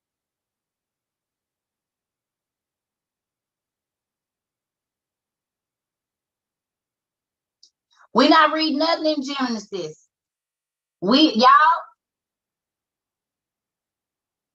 let Devin 20683 know where we at. Give him the link, y'all. Oh, we got new people in here. Okay, y'all, give me 2 seconds. Can y'all?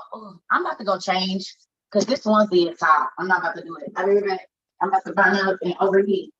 Y'all tell me where we at real quick.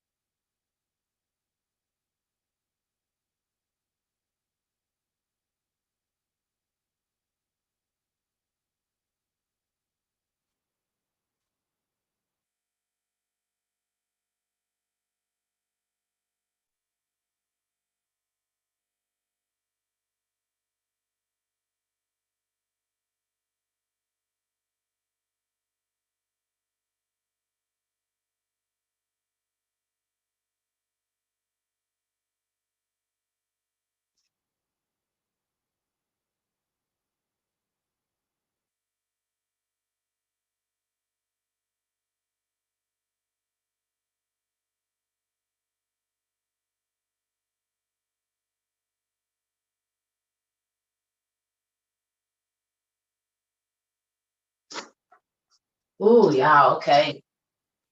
I was about to burn it up. I forgot it's gonna get to 70 degrees today. Okay.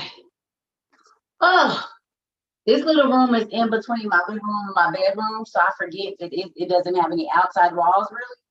So this room is a lot warmer than my living room and my bedroom. Okay.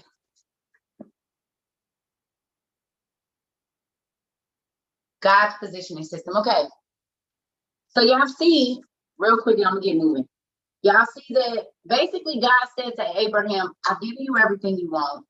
I didn't let no sickness come on you. I didn't let no disease come on you. I didn't even send death to come get you. I sent Michael to come get you. And you still don't want to come up here. She said, so what you gonna do if I go to send death to come get you? God asked him, what are you gonna do? Thank you.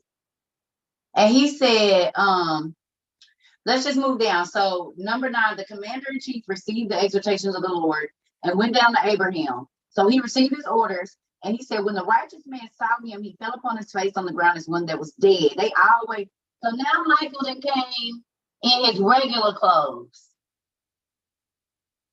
He ain't looking like a soldier no more. He's not looking like a human. Now he came, he was like, oh, you didn't respect me when I came like the G that I am, because I was being cool with you. He said, now I got to show you who I'm really about.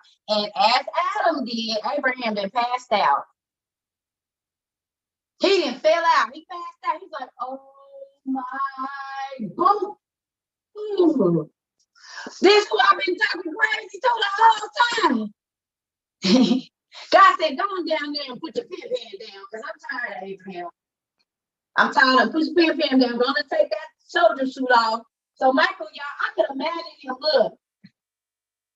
I could imagine Mike like this, like, Dad, I get to do the whole light show and everything. Oh shit, bro. Let me get my best. I'm about to put my best angel suit on, bro. Like, wait, y'all, I gotta go to here. Wait, he probably was like, wait, y'all, hold on, y'all gotta see this. Oh, this is too hilarious. Here's what said.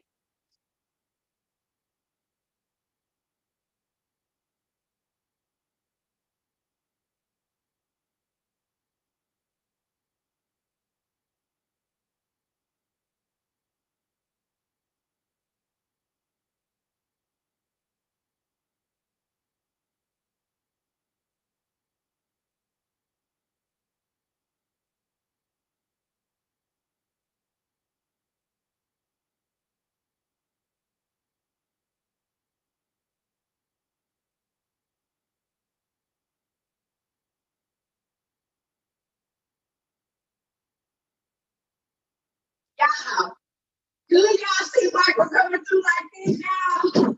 Look. Oh,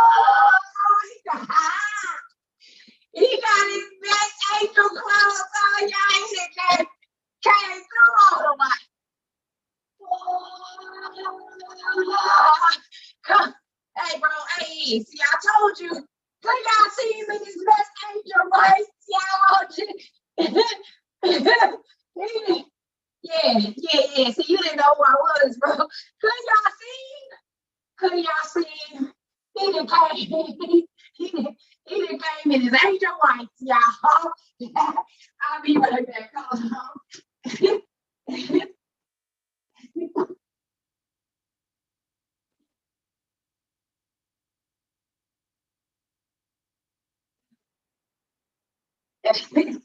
I can see him, y'all. I can see him, y'all. I can see him. Because listen, because they are spirit, they can take our flesh literally like clothes. I would say that's a skinwalker. Right? Right? A skinwalker is a person that can change bodies, change flesh suits. Y'all see how quick I changed and I changed again? I flip-flopped on you. That was three suit changes that quick. And I ain't even know angel. Shoot. You hear me? So angels, we see he was right in front of Abraham and he went invisible. Then he switched clothes and came down in his pin gear and was like, yeah, bro. Yeah. I'm telling y'all, I can see him. I can see. I just think about an old school player. Like, yeah, bro, you saw him when I was getting my car done. But now, got my pimp code with me. Recognize. Put some respect on my name. That's what Michael said. He said, put some respect on my name. Right? Okay. Oh, yes. Right. So we know that he did skin walk the soldier. Right? Because God told him to put on the clothes of the soldier and go down and get Abraham, of a young soldier. So he didn't skin walk as a young soldier. Now he get to put on his real clothes and come, and he done made his butt pass out. That's what you get for asking for what you don't want. Be careful what you ask for. So he said, I'm out of breath, y'all. We're going to go on down because I want to get to the important part. So we're going to move past that.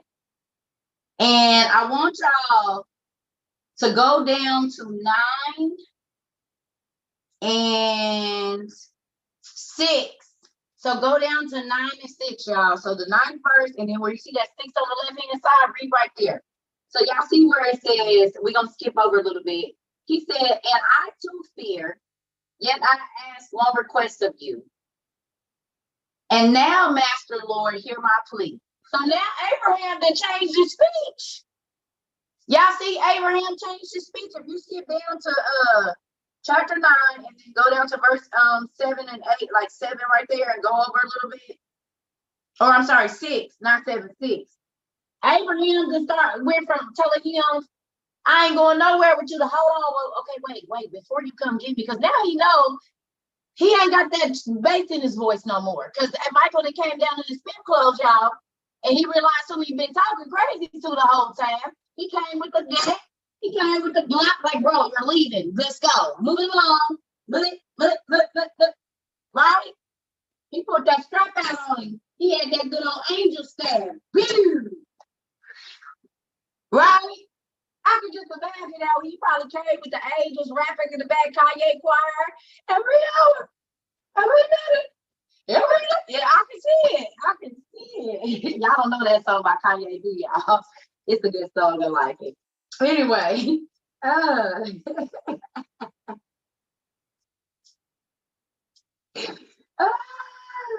like that song. Anyway, my clothes is weekly. Y'all see him. I'm trying to hide it. Anyway, so now Abraham to change the stripes, and he like, okay, so hold on, wait a minute. So if I gotta go, he said, let me ask one thing to you. He said, while I'm in my body, I wish to see all the inhabited worlds and all the created things which you established, Master, through one word. And when I have seen these things, then I will depart from life. So Abraham told him, let me see the whole world first, and then I'll go. That's what he told him. He said, while I'm still alive, let me see the whole world real quick, and then I'll go. So guess what my daddy did? Because my daddy is up. We're going to skip down. It says 7. Then the commander-in-chief then went again and stood before God and told him everything. God, the angels be sick of us, y'all. They be sick of us. Could y'all imagine the office assistant going back and forth, like all day? That's what they do. All day. Okay. So he said, the commander-in-chief went again and stood before God and told him everything. He said, hey, Dad, your friend is getting on my nerves. I wish to be, he said, that's your friend. Thus says your friend Adam. So Abraham said he ain't going nowhere until he can go see the whole world before he died. And when the Most High heard these things, I could see God like this on his throne, y'all.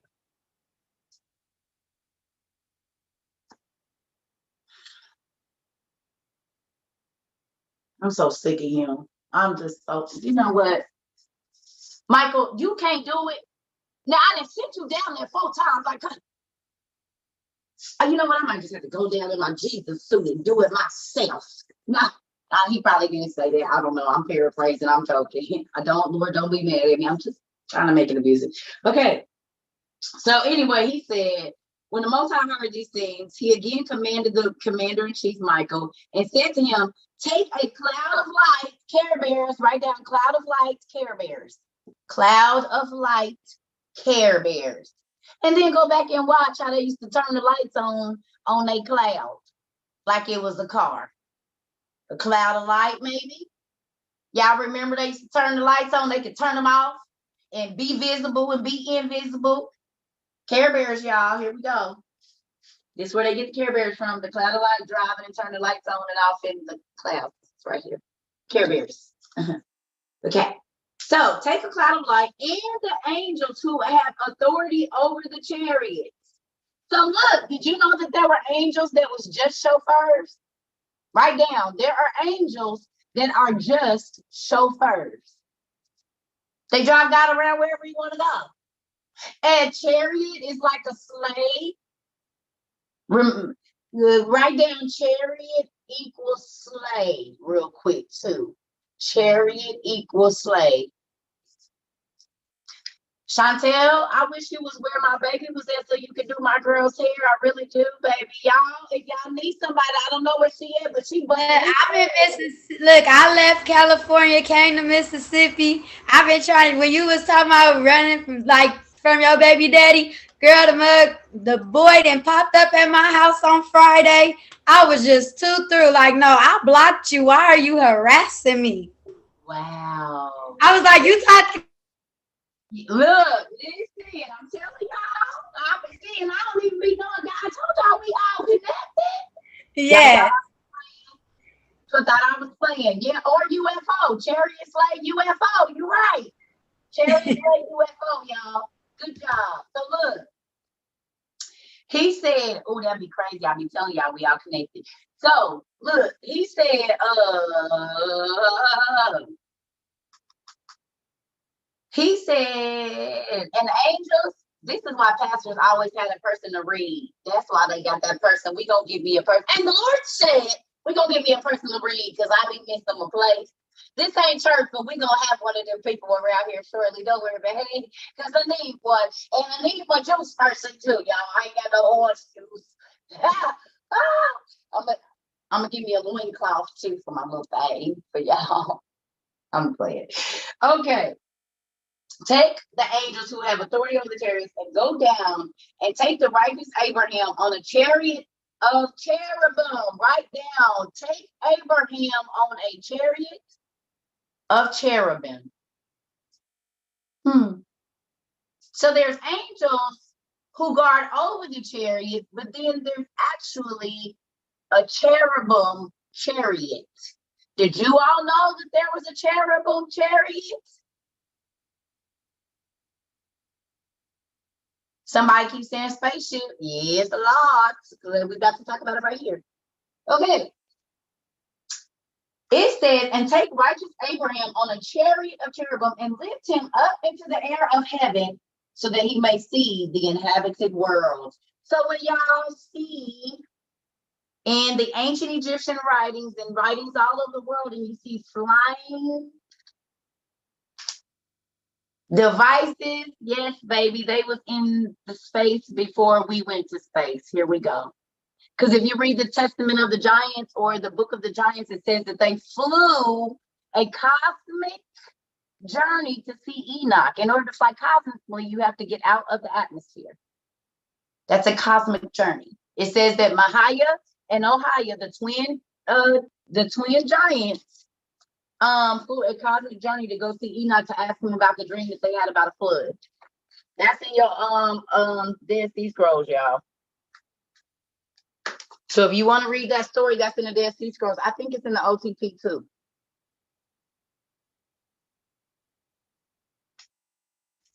Okay. So here we go. This is the last of it. I'm gonna let y'all go. All right. So it says, and they lifted him up in the air and held on and led him onto a cloud. Do y'all remember that video a couple years ago where somebody was riding on a plane and they saw a person jumping from cloud to cloud and they said that it was fake? You saw that? Y'all saw that? Do y'all remember? It was a good video. They got it on YouTube. It's on YouTube. It is. It's on YouTube. There was a man that was on a flight, y'all, and he saw a man jump in clouds while he was in the air, and he zoomed in, zoomed out, zoomed in, zoomed out. This was like probably almost 10 years ago that was going on. Here it is right here. There just be folks in the clouds watching. So y'all believed it when they said the Care Bears was watching us in the clouds, but y'all don't believe it that the people is. Here we go. Here we go. And they jumped from cloud to cloud. The Care Bears did watching us, y'all. They sure did. Thank you. They sure did. Go back and watch the Care Bears. They've been telling y'all the whole time. Yeah. I don't have an answer for that. I know you don't, but God do, Siri. No, I don't need you. Okay, so then, okay, look, it says, and the Archangel Michael, y'all, serious. No. Okay. Get out. Okay, so it says, and the Archangel Michael went down and took Abraham on a chariot, lifted him up with 60 angels, y'all, 60 cherubim. 60 cherubim, y'all. How big? Now we know that the angels are big because they created big kids. So how big is this chariot? They got 60 angels on it, running it. Does this sound kind of like Santa Claus to y'all? On the chariot going around the world in the night? Hey, they got that from Abraham, y'all. You read ahead. This is where you get your Santa Claus story from, about him getting on a sleigh and going around the world in one night. Here we go, right here. We about to read it. And on the carriage, Abraham soared over the entire inhabited world, and Abraham beheld the world as it was that day. Some were plowing, others leading wagons. In one place, they were pasturing flocks. Everywhere else, abiding with their flocks in the fields, while dancing and sporting and playing the zither. In another place, they were wrestling and pleading at law. Elsewhere, they were weeping. Then there were also the dead in the tomb. He got to dead people. And he also saw newlyweds being escorted in procession. And in a word, he saw everything which was happening in the world, both good and evil. Then continuing on, Abraham saw men bearing swords, who held in their hands sharpened swords. And Abraham asked the commander-in-chief, who are they? Who are these? And the commander-in-chief said, these are robbers who want to commit murder and rob and burn and destroy. And Abraham said, Lord, heed my voice and command that the wild beasts come out of the thicket and devour them. And as he was speaking, wild beasts came out of the thicket and devoured them. Remember when I started this and I said you got to be careful, because there's some people, even if God didn't say it, when they say it happened.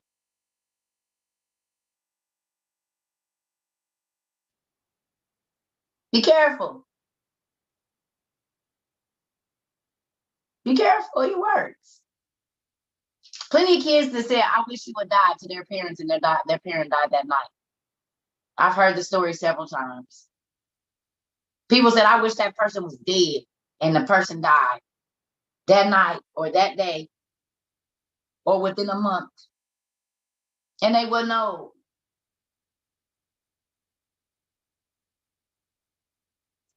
So the animals came out to get them. And he was speaking, okay. And he saw, oh, here we go, y'all. And he saw in another place a man with a woman engaging in sexual immorality with each other. And he said, Lord,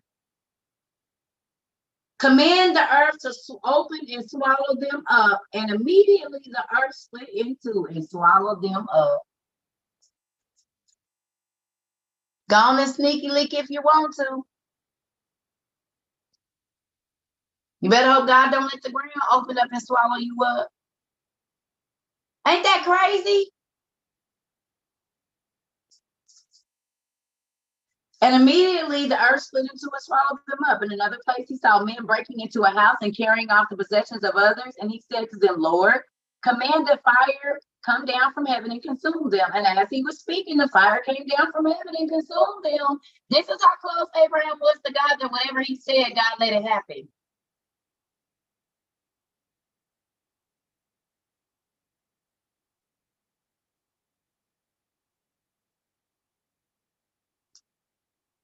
That's spooky.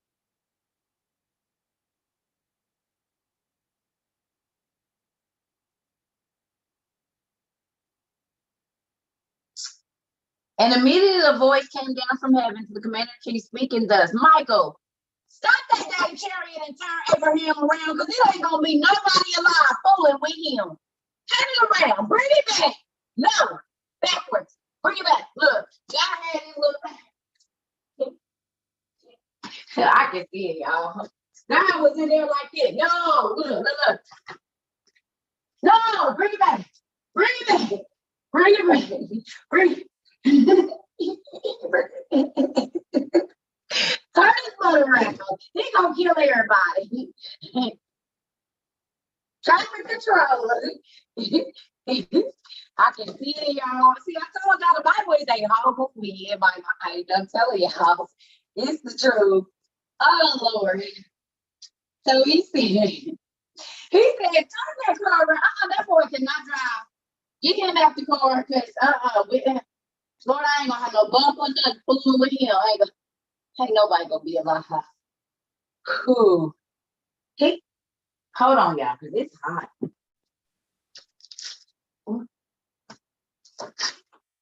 Yes. Oh, fresh air. Oh, warm. Okay. So, all right. So he said, get him out that chariot. He said, oh, Michael, commander-in-chief, command the chariot to stop and turn Abraham away, lest he should see the entire inhabited world. For if he were to see all who pass their lives in sin, he would destroy everything that exists. For behold, Abraham has not sinned, and he has no mercy on sinners.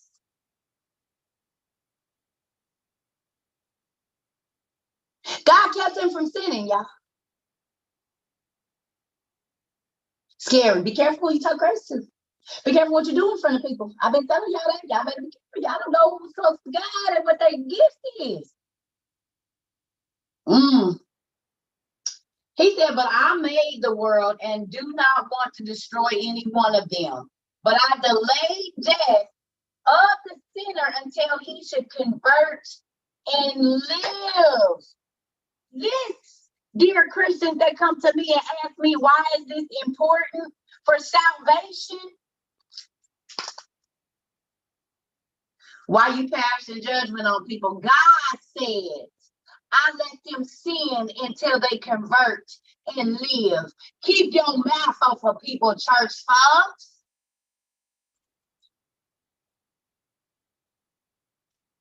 God himself said, I'm going to keep letting them sin until they tired of it. And they come to me because they want me and they want life instead of death. Keep your mouth off of people. God knows the appointed time that he is bringing them to him. All you're supposed to do is pray. The good prayers, not going to let them die, Lord, because we tired of dealing with them anyway. I'm just saying, we just gonna move on a little bit. Woo. So God delays death. Why you talking about? I know they gonna die. If God didn't tell you, you a liar. If God did not tell you that, you're a liar. And you speaking something on them that God didn't tell you.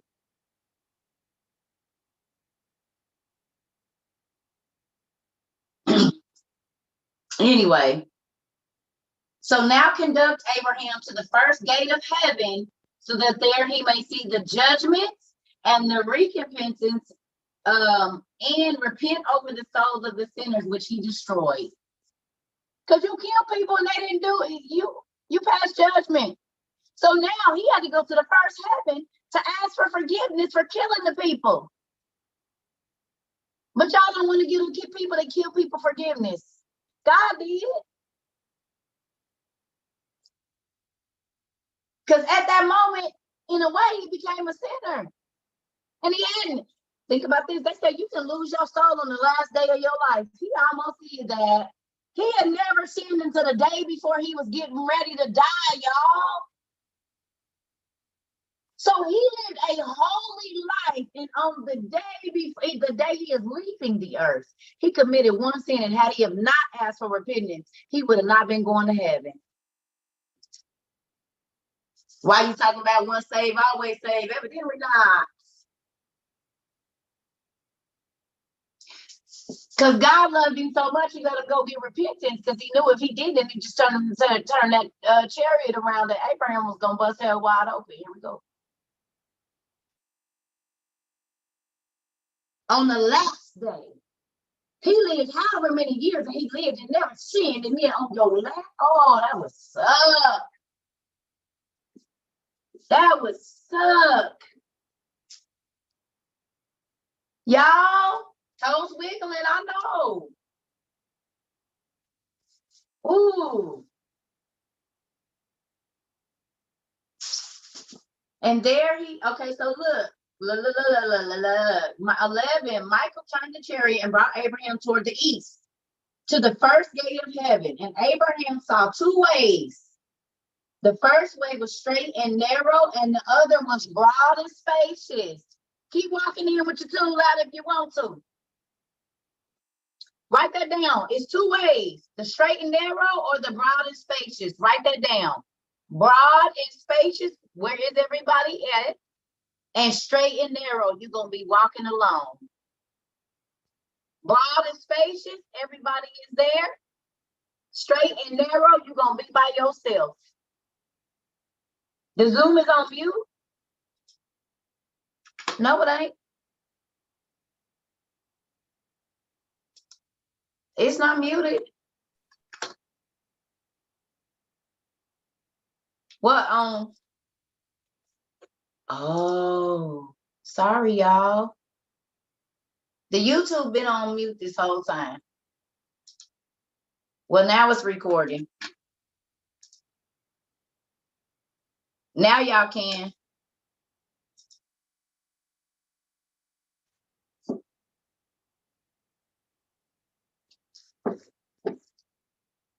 Can y'all hear me now on Zoom? I mean on YouTube. Dang, how did that work out? I don't even remember what I just said. Sorry. What did I just say? What did I tell y'all to write down? Tell them what I just told y'all to write down, y'all. About the roads. One was broad and many will find it, and the narrow few. Thank you. There's two roads, y'all. One is broad and one is, there's the straight and narrow, you're going to be by yourself, and the broad and spacious where everybody else is at. Two gates. Broad and spacious, and narrow, and what's the other? Straight, narrow, or broad and spacious. And he saw there two gates. One gate was broad, corresponding to the broad way, and one gate was straight, corresponding to the straight way. And outside the two gates of that place, they saw a man seated on a golden throne. And the appearance of that man was terrifying, like the masters. And they saw many souls being driven by the angels, being led through the broad gate. And they saw few other souls that were being brought by the angels through the narrow gate. And when the wondrous one who was seated on the throne of gold saw the few entering into the straight gate, but many entering into the broad gate, immediately the wondrous man tore the hair out of his head and tore it out of his cheeks. And he threw himself on the ground from his throne, crying and wailing. And when he saw how many souls entering through the straight gate, then he arose and from the earth and sat on his throne, very cheerfully rejoicing and exulting. So y'all, this is a representation of God on the throne, seeing how many people are going to hell and how many people are going to heaven. That's what this is. How many people are going to hell and and it's fewer people going to heaven than it is the other way. And we know that because we read that in the questions of Ezra. Because Ezra asked, why is only such little people going to be saved?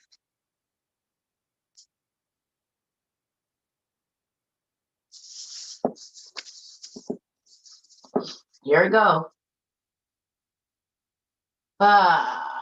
It says that when he saw many souls entering through the straight gate, then he arose from the earth and sat on his throne, very cheerfully rejoicing and exulting. And then Abraham asked the commander in chief, Michael, my Lord and commander in chief, who is that wondrous man who was adorned in such glory? And sometimes he cries and wails while there other times he rejoices. And the incorporeal one said, this is the first form Adam who is in such glory. Oh, excuse me, it was Adam, y'all. So he got to see all his kids, how many went to hell and how many was going to heaven. And know that that is because of him that they are going to hell.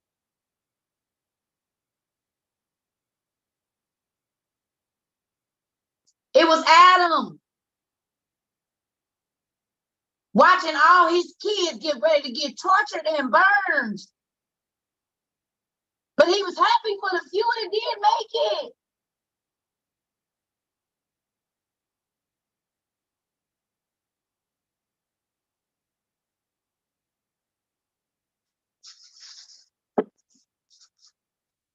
Y'all got to think, Adam didn't have to watch every person die because God put him in a special place. He's the father of all mankind.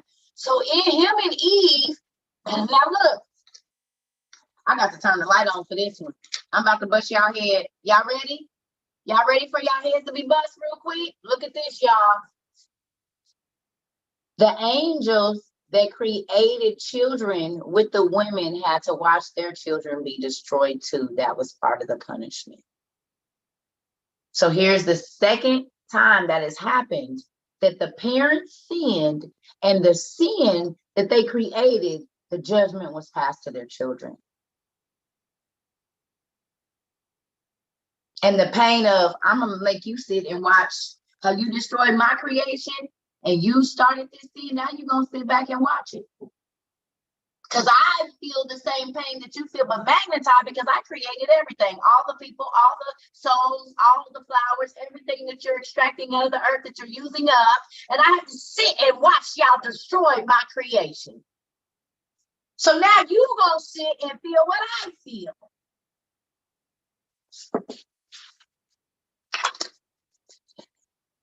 The sins of a father affect the mother. The sins of a father and mother affect the children. Y'all getting it now?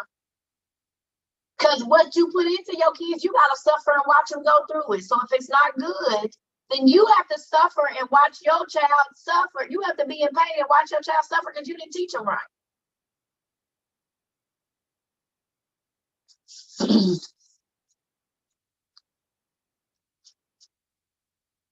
Adam was sitting there watching his kids, y'all, go to hell. Could you imagine being a parent and having to watch all your kids be thrown into a volcano?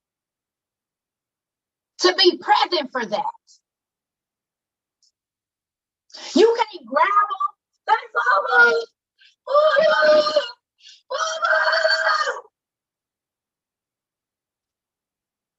And you see them demons dragging your babies. Come on, y'all.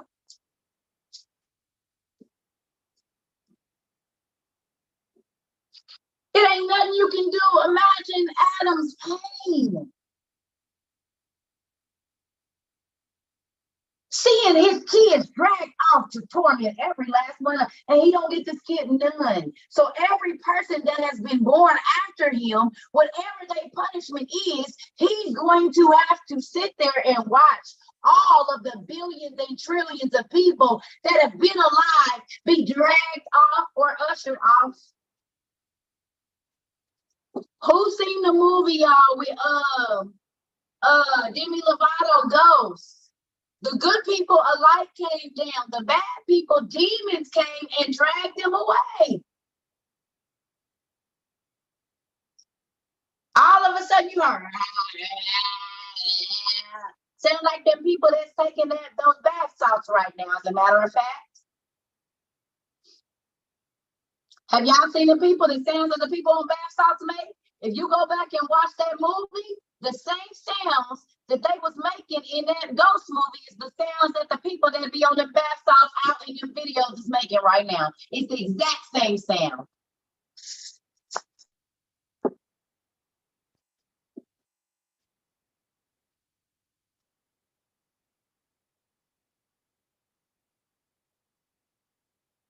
Demi Moore. Yeah, sound like that mermaid. Didn't it sound like that mermaid? Because her voice was like, it wasn't no, it was beastly, the voice that was coming out of her body.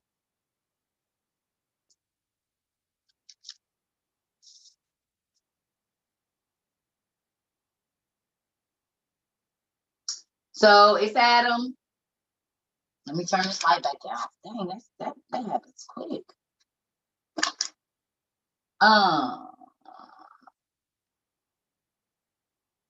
Okay, it says, and on account of this, the firstborn Adam falls from his throne, crying and wailing over the destruction of the sinners. For many are the ones who are going to be destroyed, and few are the ones who are going to be saved. From among 7,000, there is scarcely to be found one saved soul. From 7,000 people, scarcely one soul is going to be saved out of 7,000. So while all these people is sitting up in church talking about they know they're going in heaven, ooh.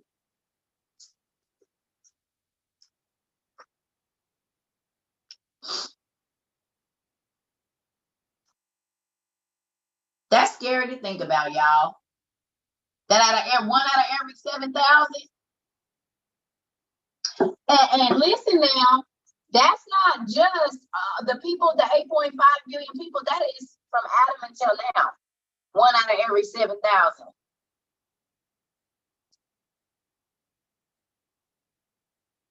So every generation from Adam, however many, back then they had one person to have 100 kids, and then so on and so forth. So why everybody thinking they can do whatever they want to do and be big enough and bad enough to do, y'all, this is why I don't be trying to be out there, because I be reading this stuff. Like, wait a minute, the numbers is scarcer than I thought. It was scarce at first, but that makes it even scarcer.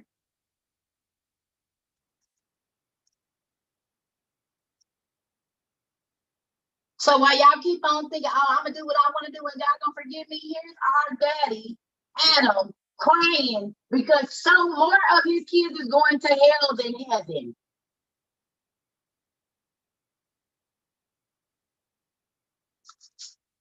Testament of Abraham. Now y'all see why I said y'all be wanting to read about the giants, but I be trying to put some other fat on y'all head.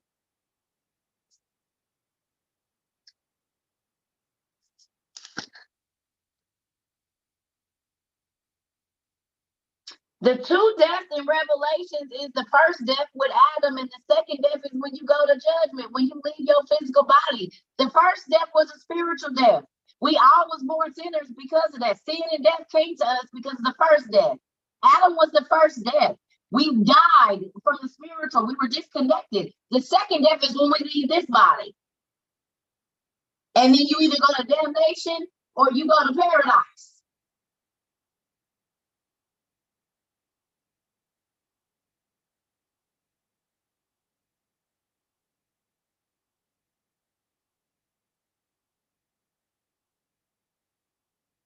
So y'all, now you see why I said I'm not knocking y'all Bible. I'm just telling you there's more to every single story that you read in there. And this is why God says my people perish for the lack of knowledge, because the Bible, it's not that the Bibles that y'all have are wrong. You just, okay. So y'all remember when I first started doing my videos and I said, y'all, the KJV is the first book, the first page, go to the exact middle of the book, that page, and then the last page of every story. But there's stuff in between there. And if you want to read it, you can, right here.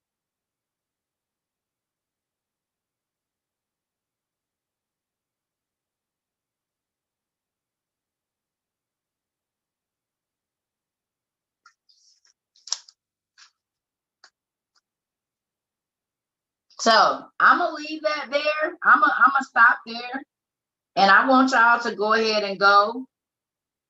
Oh, but if y'all want to go ahead and read down in the 12, y'all want me to read in the 12 real quick? Is it talk about punishments in 12?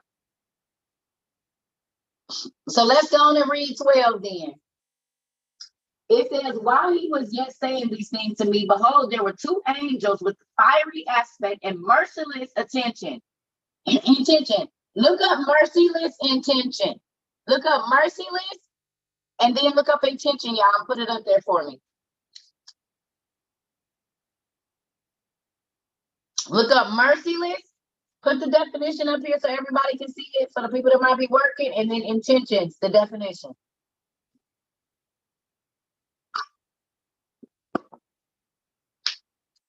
We're reading the Testament of Abraham, and right now we're on page 889.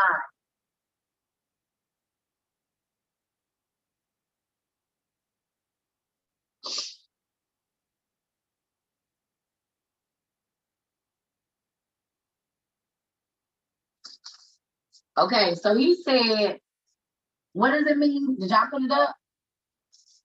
What does it look up to have mercy, be merciless, showing no mercy or pity? So that means you're gonna be screaming at the top of your lungs, a chest about to bust out, and it's still not gonna stop. And what's intentions? What's the definition for intention?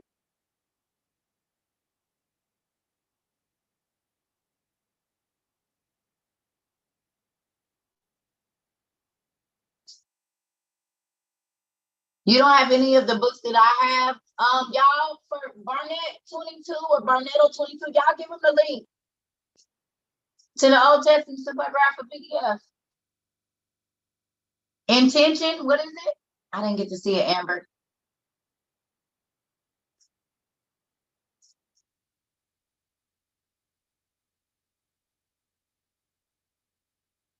Thing intended or an aim or plan.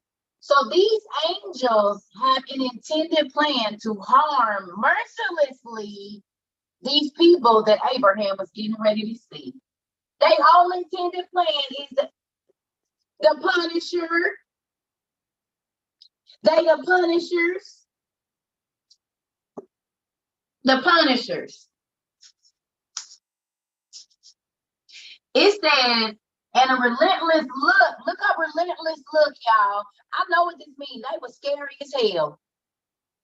Scary, they look scary as hell. Relentless. Look up, that means without stopping. Without nothing, ain't nothing gonna stop you if you relentless. So they relentlessly had intentions on causing merciless pain on the souls that were shuffled off.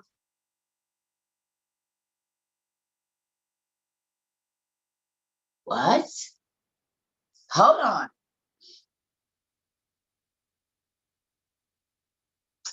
So they've been, the people that are on the broad road with all the people are shuffled off to this place where there are angels of merciless intention of torture. Relentless. Okay, while y'all talking about y'all gonna turn up with the devil and where y'all going, I hope it really work out for you. It don't look like it's really gonna do it. So he said, and they go souls into a broad gate toward destruction. And the angel seized one of the souls, and they drove all the souls into the broad gate toward destruction. Then we too followed the angels, and we came inside the broad gate. And between the two gates, there stood a terrifying throne with the appearance of a crystal flashing like fire. And upon it sat a wondrous man, bright like the sun, like unto the Son of God. Before him stood like a table of crystal, all of gold and byssus. Y'all have to look that up.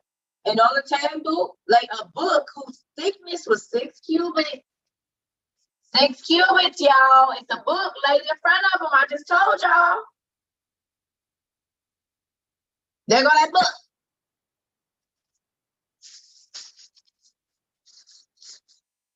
While its breadth was 10 cubits.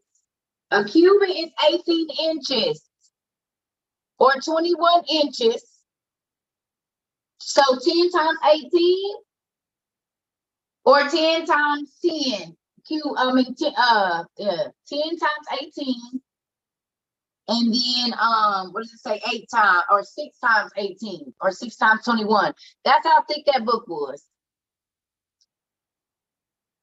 So 18 times 6 and then 18 inches times 10.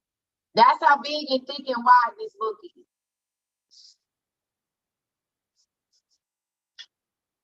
It says, and while I was referencing, And on its right and on its left stood two angels holding phosphorus and ink. Oh, y'all, I got phosphorus, paper, and ink. Y'all know my little journal I showed y'all.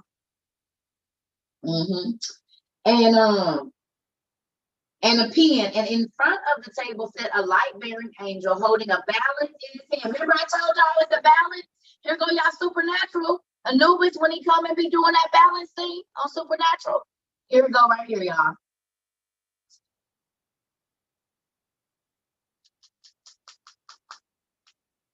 And on his left, there sat a fiery angel, altogether merciless and relentless, holding a trumpet in his hand, which contained within it all-consuming fire for testing the sinners. So y'all diamond testers, this is where they got it from. Here go y'all diamond testers right here. Y'all diamond testers to see if it's real. This is where they get that idea from right here.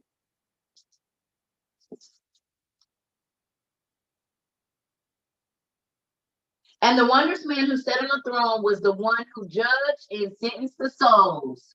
And the one who sat on the throne was the one who judged and sentenced the souls. Write that down. The one who sat on the throne judged and sentenced the souls. I told y'all that why folks is putting people in heaven and hell. Yeah. Okay. Is y'all getting it? And the fiery angel who held the fire tested the souls. And Abraham asked Michael, what are these things which I see? And Michael said, these things which you see, pious Abraham, are judgment and recompense. And behold, the angel who held the soul in his hand brought it before the judge. The angels is going to hold your soul in their hand and place it on the table like here.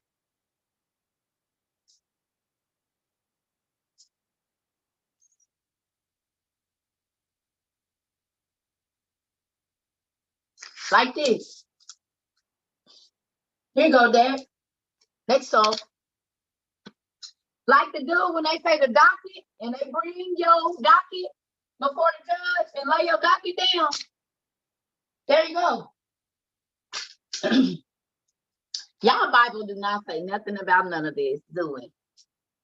I say y'all like it didn't used to be mine. It's still mine. It's still mine. All right, y'all, last one. So it says, the two angels on the right and the left recorded. Remember I told y'all stuff is recorded. If y'all read this, I know y'all read ahead. It's recorded, everything you do, right there. It says, excuse me.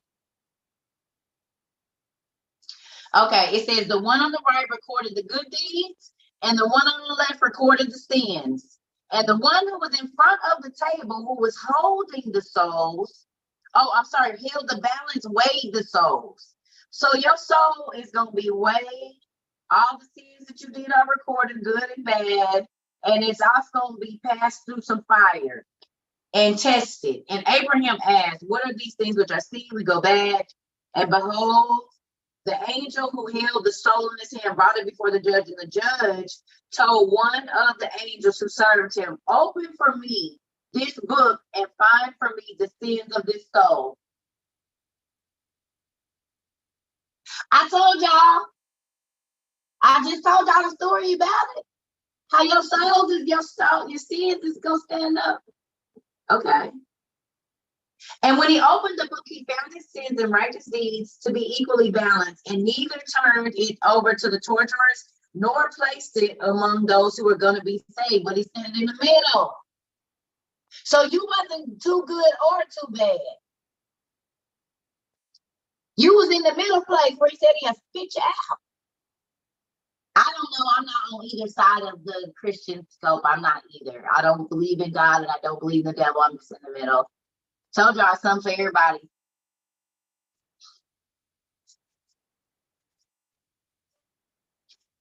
All right, y'all, I'm gonna stop right there because I said we're gonna open up questions. So I'm done with that. We're gonna do about 20 minutes. Hold on. I need to go get my medicine real quick. I don't care what y'all think. I've been on here 2 hours. Give me 2 seconds. I'll be right back. Be right back. So y'all can talk amongst yourselves real quick, but don't get too crazy, y'all, because every time I leave stuff be crazy. I don't like that. I don't like it. And don't over talk people. If you gonna talk, say your stuff. Don't tell them testimonies till I get back, y'all. You didn't miss everything. Y'all on YouTube, y'all. Everything is on YouTube. I'll be right back, y'all. Give me 2 seconds. Oh, you know what? I don't even gotta do one minute. Give me a second, y'all.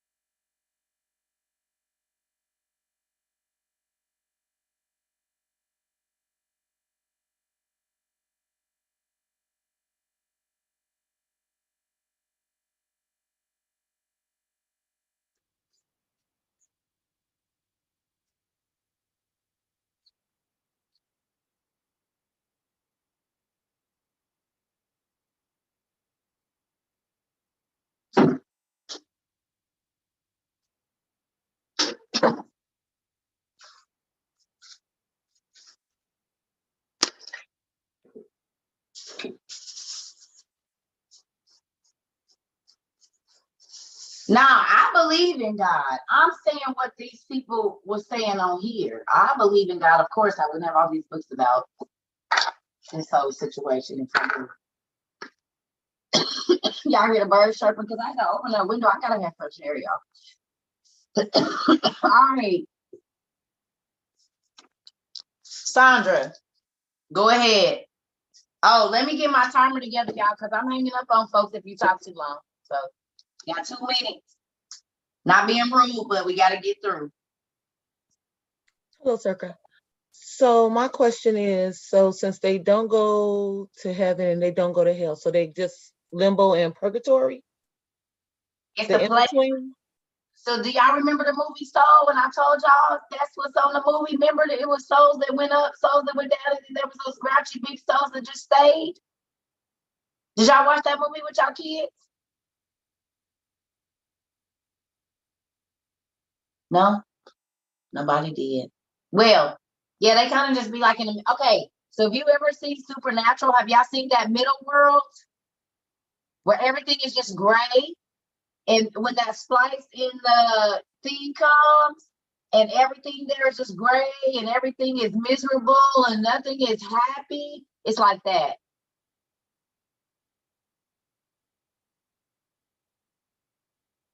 Yeah. Miss Antonia? Hi, Circa. So I'm just trying to understand really the context of judgment, right? So let's say you're comparing like the sirens. If you were unwilling, so how I read of the fallen angels, it says that they went into those women. It was not a choice of them. So when a judgment comes by God, is that even, and I'm not questioning whether the fairness of God is just trying to understand because they weren't willing. They didn't seem to have a choice and to be punished like being a siren. And I look at that as the day-to-day acts that you may be an unwilling participant, but then you seems like you're still getting the full judgment of those who brought you in to the sin, if that makes sense. So I want to say that God judges in a way, and he says that he knows alone that is right. And so he understands that there are malicious people, and this is one of the things that came along with Adam's sin is that type of thing, right? Mm-hmm. So I'm sure that he'll judge. I can't say yes or no that I know specifically, but just know that God is going to judge that person. He's going to judge everybody. You know what I'm saying? There are people that take advantage of other people, like babies and stuff like that, and they don't have nothing to do with that. But God knew what's gonna happen. So he already has a judgment set out for every single person, their intent. That's why it says that your intentions is what you're gonna be judged on first. Okay, makes sense. Thank you. Miss Tammy?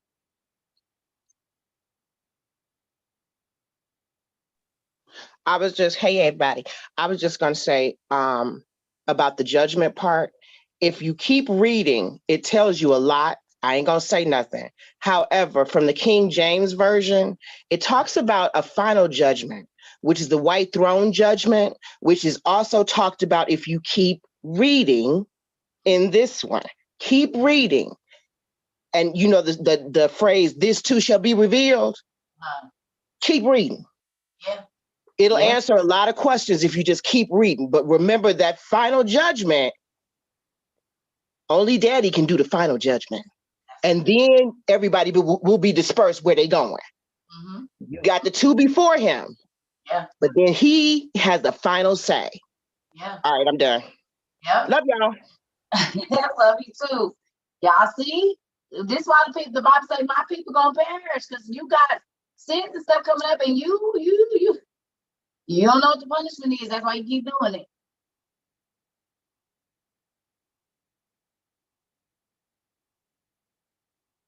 For real, y'all. Anybody else have anything?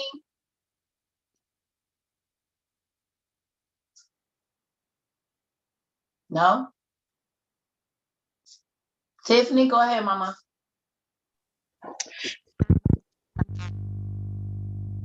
Hello?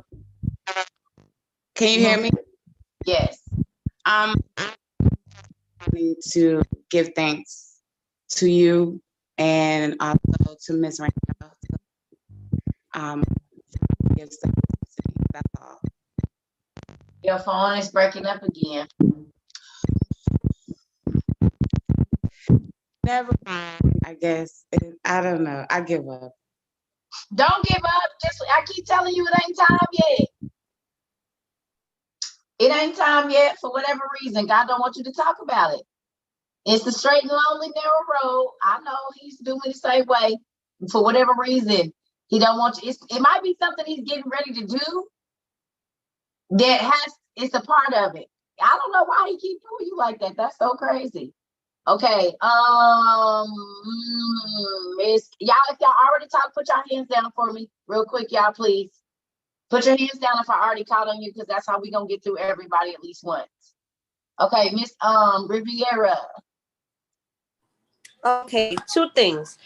One, I emailed you, I don't know if you got it, but that Amazon book is going to be there. Well, they're going to try to deliver it again tomorrow. So I don't know if you want to wait till Tuesday to go pick up everything to see if it gets there so you don't have to go back and forth. And two, I have a question about tithing. Okay.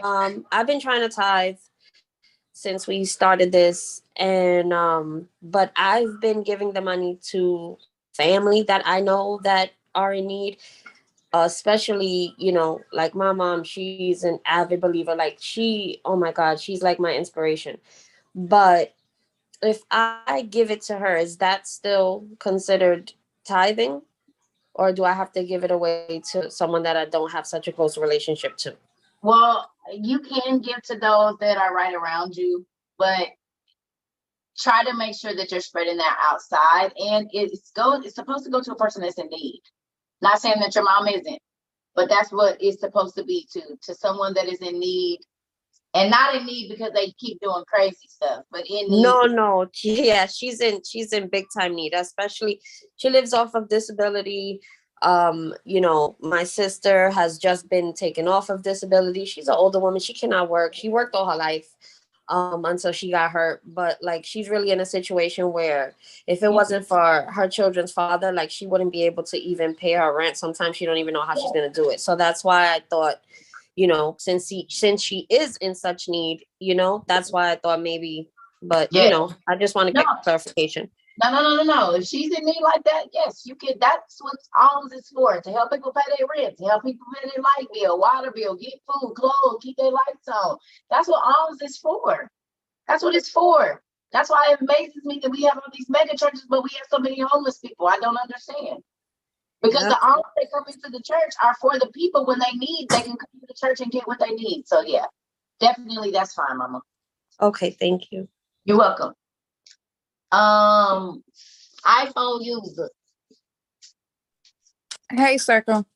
Hey. So I took your advice and I got my son the devotional, and we've been doing it pretty much every night, reading his children's Bible. And he asked me, Mom, can I be born again?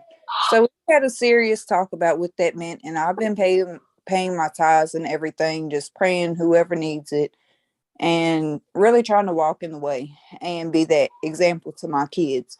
And we had a serious talk. We prayed, and he decided to give his heart to God. So to me, that was much more than what money could ever buy. I mean, I'm a single mom. I don't work. I have 3 kids. I've been going through it. But, to me, that was worth more than any money I could ever receive. Yes, congratulations, girl. And do Thank you know that's the jewel in your crown? Because he ain't gonna be your baby when you go to heaven. That's a diamond or a ruby or a beryl or something, emerald, girl. Every Amen. time you bring to Christ, it equals out to rare things in heaven and over here. You're right. Thank you. Congratulations, Mama. Guess what? God got some things for you too. You write down, I need you to write down 7 things that you want God to do and 7 things that you want, and date it for today. Okay. Please and thank you. Anybody else? Sabrina?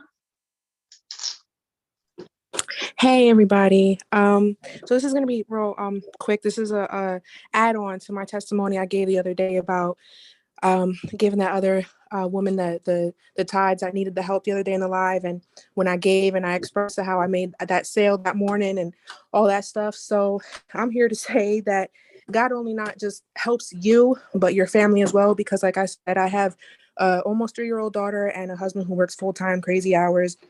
And even though he works full-time, he still has a house to take care for. We have 2 cars. Our 1 car went bad, bald tires, dead battery, oil leaks, all at the same time, right? So he's like, damn, man, I don't know how I'm gonna pay for this. We had to order the tires for our car off of Amazon. And hold on one second, baby. I'm sorry, what was I saying? Tires. He ordered it, whatever, tires are expensive, say $400, whatever. He ordered 4 tires for a whole car. For some reason, Amazon sent 3 tires. We get to the garage and can you hear me? I'm talking. Okay, sorry. I didn't know. You were like waving at me like I can't hear you. Sorry. No. So we get to the garage and they're like, well, sorry, you only got 3 tires. And he's like, well, yes, baby. Okay, come on. Let's go get the Easter bunny. Okay. Those darn peeps.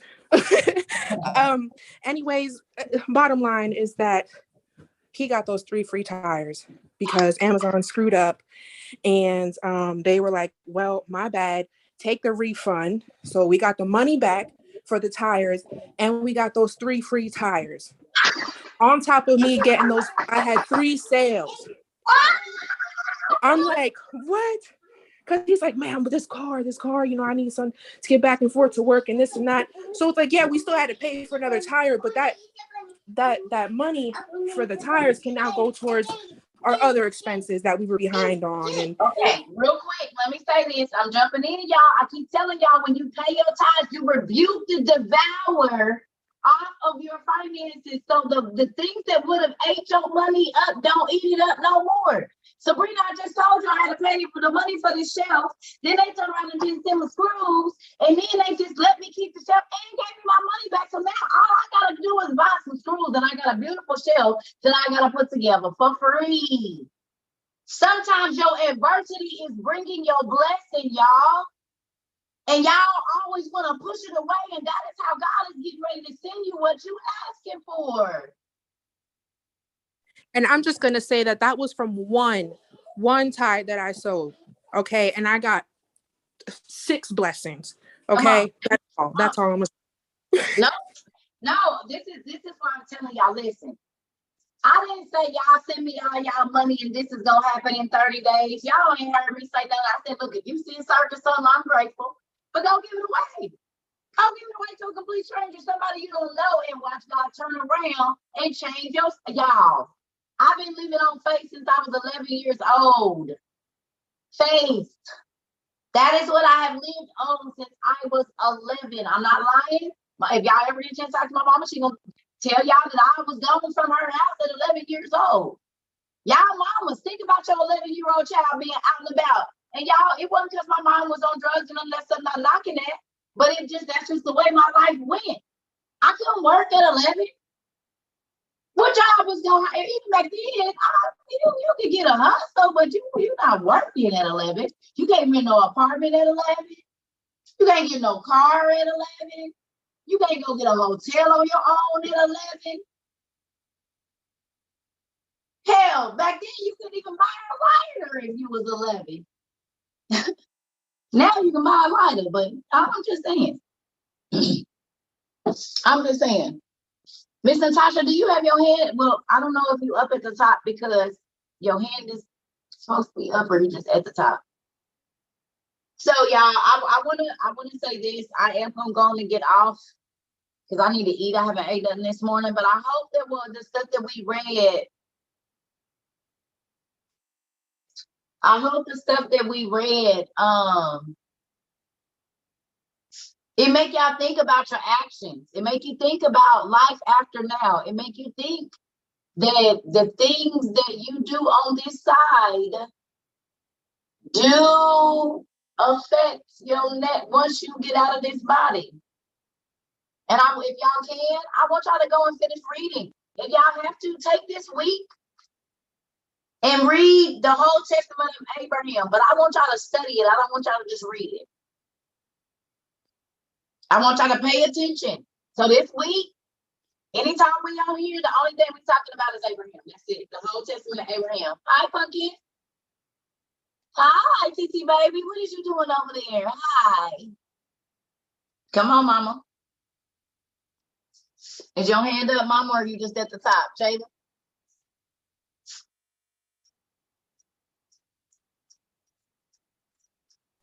Hello?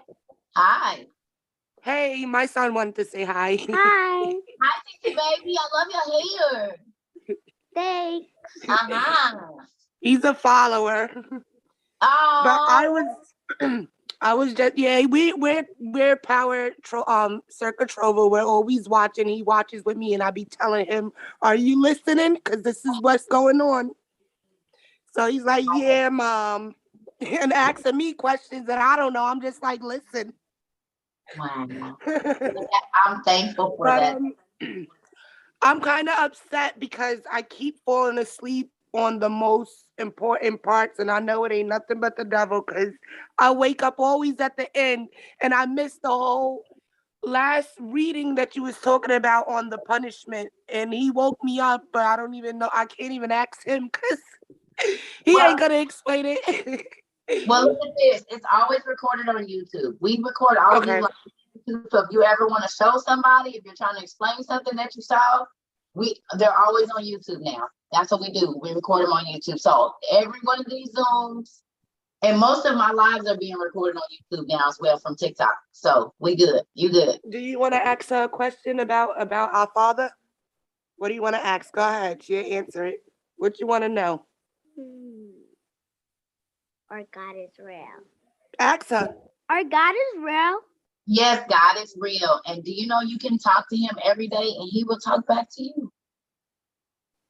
I used to talk to God when I was 5 and he used to talk to me. What? I told him. I tell my kids, or like, because when we do Christmas and stuff, I don't believe in Santa Claus. I tell them God is Santa Claus. So on Christmas Day, they literally pray, and I tell them, don't ask me for no toys. You better ask God. And they go ahead and they ask God, could you get us toys? And in the morning, they right, Kaden? Yeah. Who gave you your Christmas toys? Don't hide. Yeah, I did the same thing I told my kids. I tell my kids, I got a good ass God. He got everything. I tell them, don't ask me nothing. Ask him. Yes. All right. Yo, lady! I'll see you guys. I'm gonna move on to the next person, okay? Yes. Bye, baby. Titi, talk to you later. Okay. Okay. Miss Mingo. That's me. Hey, Funky. Hey, little. I really just want to say I really appreciate your time and everything that you really putting into everybody, because I was not when I tell you I was not one of those people that got up, read the Bible, and did any of this. I did not. And then when I got, what actually led me to you is when I was practicing yoga, and I actually asked you, what you think about this? And it was just something just pressuring me to constantly just ask. And I was like, okay, I'm gonna ask. But when you told me what that was really about, I looked into it. And when I tell you, I only told two people this, but yes, like two people this. When I tell you, when I started practicing yoga, I went in my bed, I laid down one night, and I swear I could feel something like get in my bed and lay next to me. And I said, and then after that happened, that's when I got introduced to you. That's when I was on TikTok just scrolling, and then that's when I seen one of your videos. And I was like, hold up. And then it was crazy because that pressuring to ask you about yoga, and then for that to happen to me before I even met you. Come on. I knew then. I was like, yep, I'm gonna put this down and I'm gonna pick this up. I'm gonna pick this up and I'm gonna read. So I really appreciate you for that. And I want to also say this because it's just a little joke in the midst. Two people have told me that I look like you. Oh, sure. I can see it. You can be like these people. I'm okay with it. So I was like, oh, thank you for the compliment. But I really appreciate you. I'm going to get out y'all way. I really love you like so much deep down. I really do. And I appreciate everybody on here. Yes. I just want to say thank you for being honest, because y'all, that's literally we are overcome by the word of our testimony. She said, wait a minute, something happened to me prior to me meeting you, and then I just so happened. See, God knows what we need, y'all. He brings us the information as soon as you ask a question. He allows an experience to happen that makes you question, wait a minute, hold on, right? And then look, y'all, God gave her the information. Now, you shouldn't be doing that.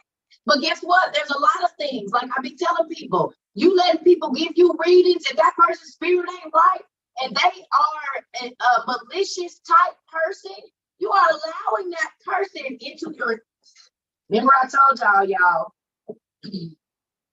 I can have urine in here, I can have bleach in here, I can have throw up in here, I can have vodka in here, I can have water in here, I can have coffee in here. Y'all will not know. And this is how humans are, y'all. This, whenever you come in contact with somebody, this is how you need to think about them. You have absolutely no idea of what is on the inside of that person unless God opens up your spiritual eyes and allows you to see in the dark places. And y'all still only know it's coffee in here because y'all know that's what I drink. But it could be tea. It could be a whole bunch of stuff in here. It could be a lot of stuff.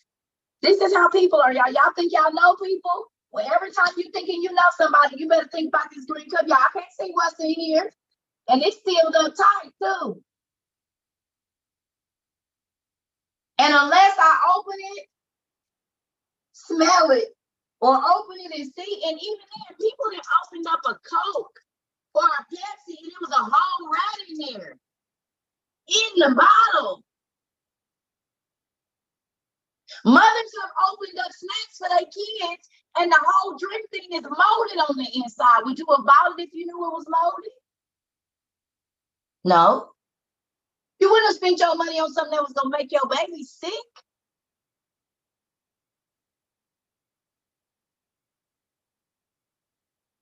People are like this cup, y'all. Unless God open your eyes, you don't know who you're dealing with. It could be a demon. We read that today. It could be a fallen angel that you come in contact with. It could be a real angel It could be a prophet of the Lord. It could be. So be careful of your interactions, huh, baby? Be careful of y'all interactions with people, y'all. Okay, Miss Michelle, we gonna go. Hello, everybody. Hi.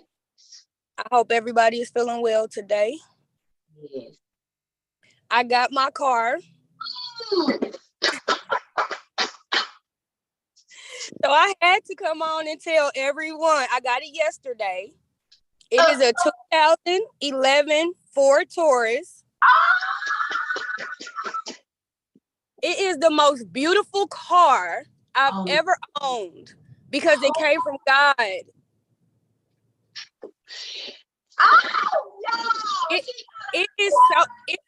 It's so nice. It runs so smooth. Thank you, Jesus. It's a traveling car. I'm going to be able to do everything that I needed to do. Make sure my son is well taken care of. He can get back and forth to the doctor to get his prescriptions. I'm so thankful. I am so happy. So I needed to come on and let everyone know that their money went to a good cause. I did exactly what I said I was going to do with it. And right now, I'm rolling in my car, listening. Thank you, everybody. Oh, my God, we out here helping people get cars and books and everything. Y'all, we is a real university. Huh? Did y'all hear that? My baby got a car. She gonna get her baby. I'm putting pictures up on Slack so everybody can see. Be careful, don't put your thing because we don't want nobody stalking y'all because I hate to have to go pop somebody. Okay, don't put no street signs or nothing because I don't want to have to. I don't play about my family members stuff. Be careful, but please do. Now put your blessing up, but don't let nobody know where you at. Y'all, do y'all hear me say? Did y'all hear what she said?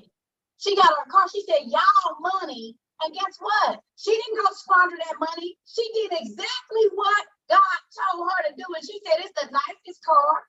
It ride good. This car is nice." When you do what you're supposed to do with the finances you ask God for, you get amazing gifts, y'all. That's why I keep telling y'all, when y'all send me money, if you say that it's for this, I put it there and I don't touch it. If you say that it's for this, I put it there and I don't touch it because this honest business dealings get you in the hole. So you thought you was gonna get over somebody and they sold you a lemon. You the one that get the bad end of the stick, y'all. Okay?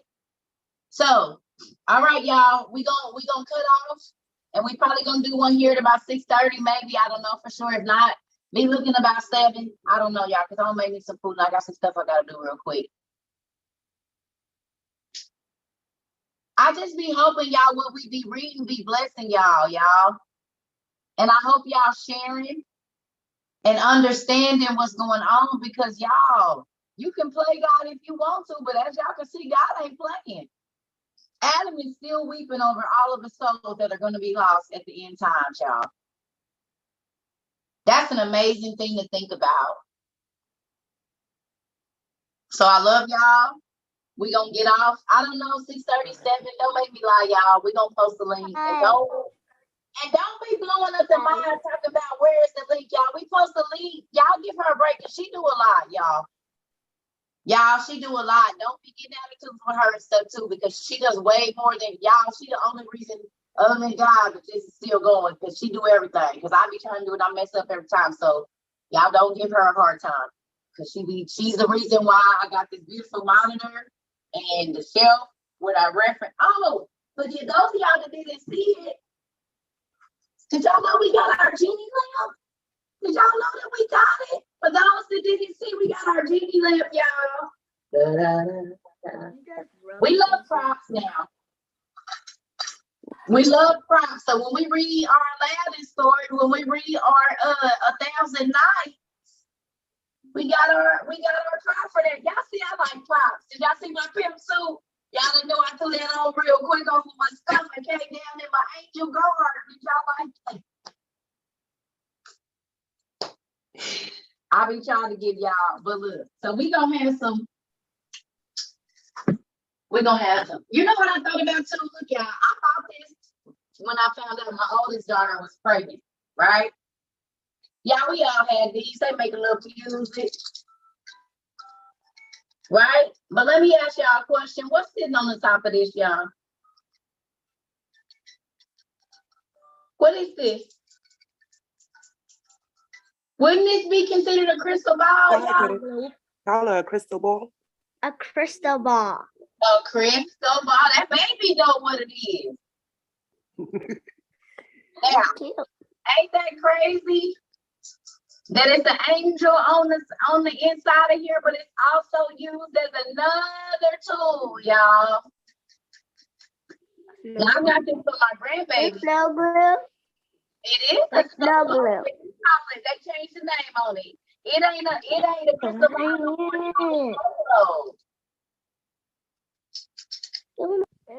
They so Right. funny. They want to answer all the questions.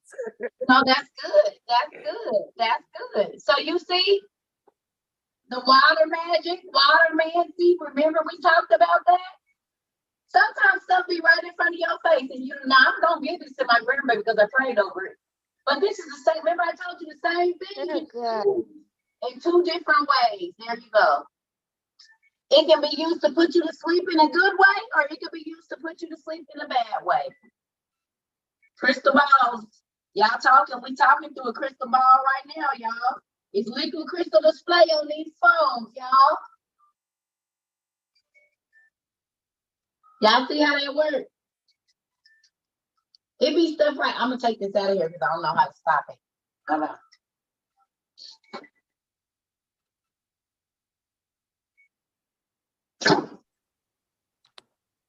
Y'all still hear it in the background? No, I'm not drinking the water out. That's for my grandbaby. I'm gonna pray over it. Ain't no witches in my family. It is still a sleeping tool, but I just be trying to show y'all how sometimes stuff is right in front of your face and you don't pay attention to it. Like folks be talking about crystal balls and stuff, and they own a crystal ball every day watching their pastor because it's liquid crystal display in each one of these monitors that you're looking at me at, and then I'm looking at y'all in. It's a crystal ball right here. It's a square now. So there go y'all earth. They used to be flat. They used to be circular. Crystal balls used to be circular, and now they're flat and 90 inches. So there go y'all circle earth and flat earth right there. I guess it can be interchangeable. Who knew? So I'm just saying. Miss Cerca. Who said that? Michelle. Okay, yes, ma'am. I didn't tell y'all the best part. Okay.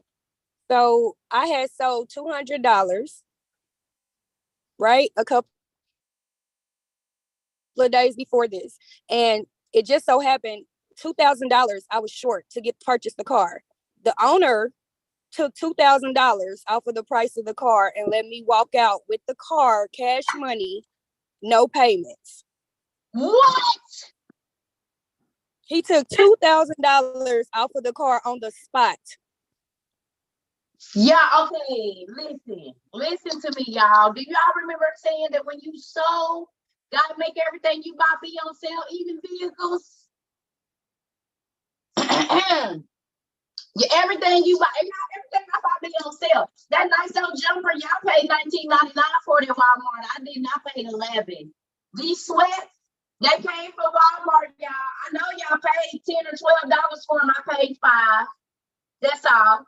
And everywhere I go, everything I buy, even if it ain't on sale, God makes it on sale because I pay my tithes, y'all. I do what I'm supposed to do with my money. Good business dealings. If you always got a hole in your pocket, 9 times out of 10, you're not paying your tithes, y'all. You hear me? Y'all, he took $2,000 off her car, y'all. If that ain't no sale, I don't know what is. It's a real thing. Y'all gotta have faith that he can do it. Don't just ask. Have faith and believe that he's gonna do it, y'all. And then so into it. I told you, You can throw $1 towards your $100,000 car because God's math is not man's math, y'all.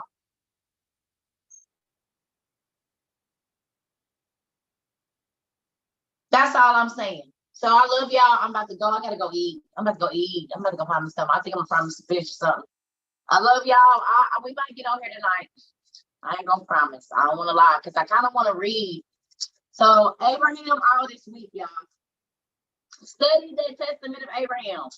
So however many chapters there are, I need y'all to break that up over the next 7 days. And that's what I want y'all to read. I want y'all to Google the words in there. Google the places.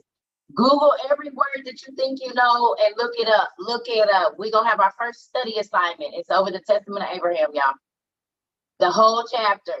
I want to see what words y'all look up. I want to see what pops out to you. All of that. I love y'all too. I love everybody.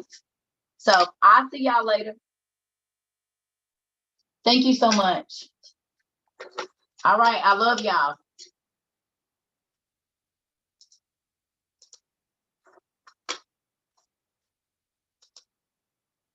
Uh-oh. I don't never know how to get out. This computer just do whatever it wants to. Ooh, but I didn't know I could do that. Oh, they done messed up now.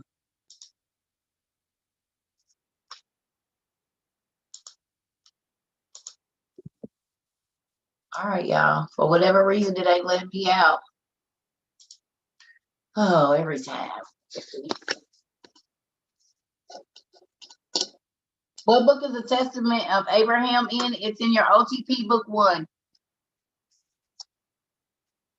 It's in your OTP book 1. And yes, I don't be knowing how to get out of here, y'all, because the button is moved around every single time. It don't let me leave the beat or nothing. This thing do what it want to do. Thank you.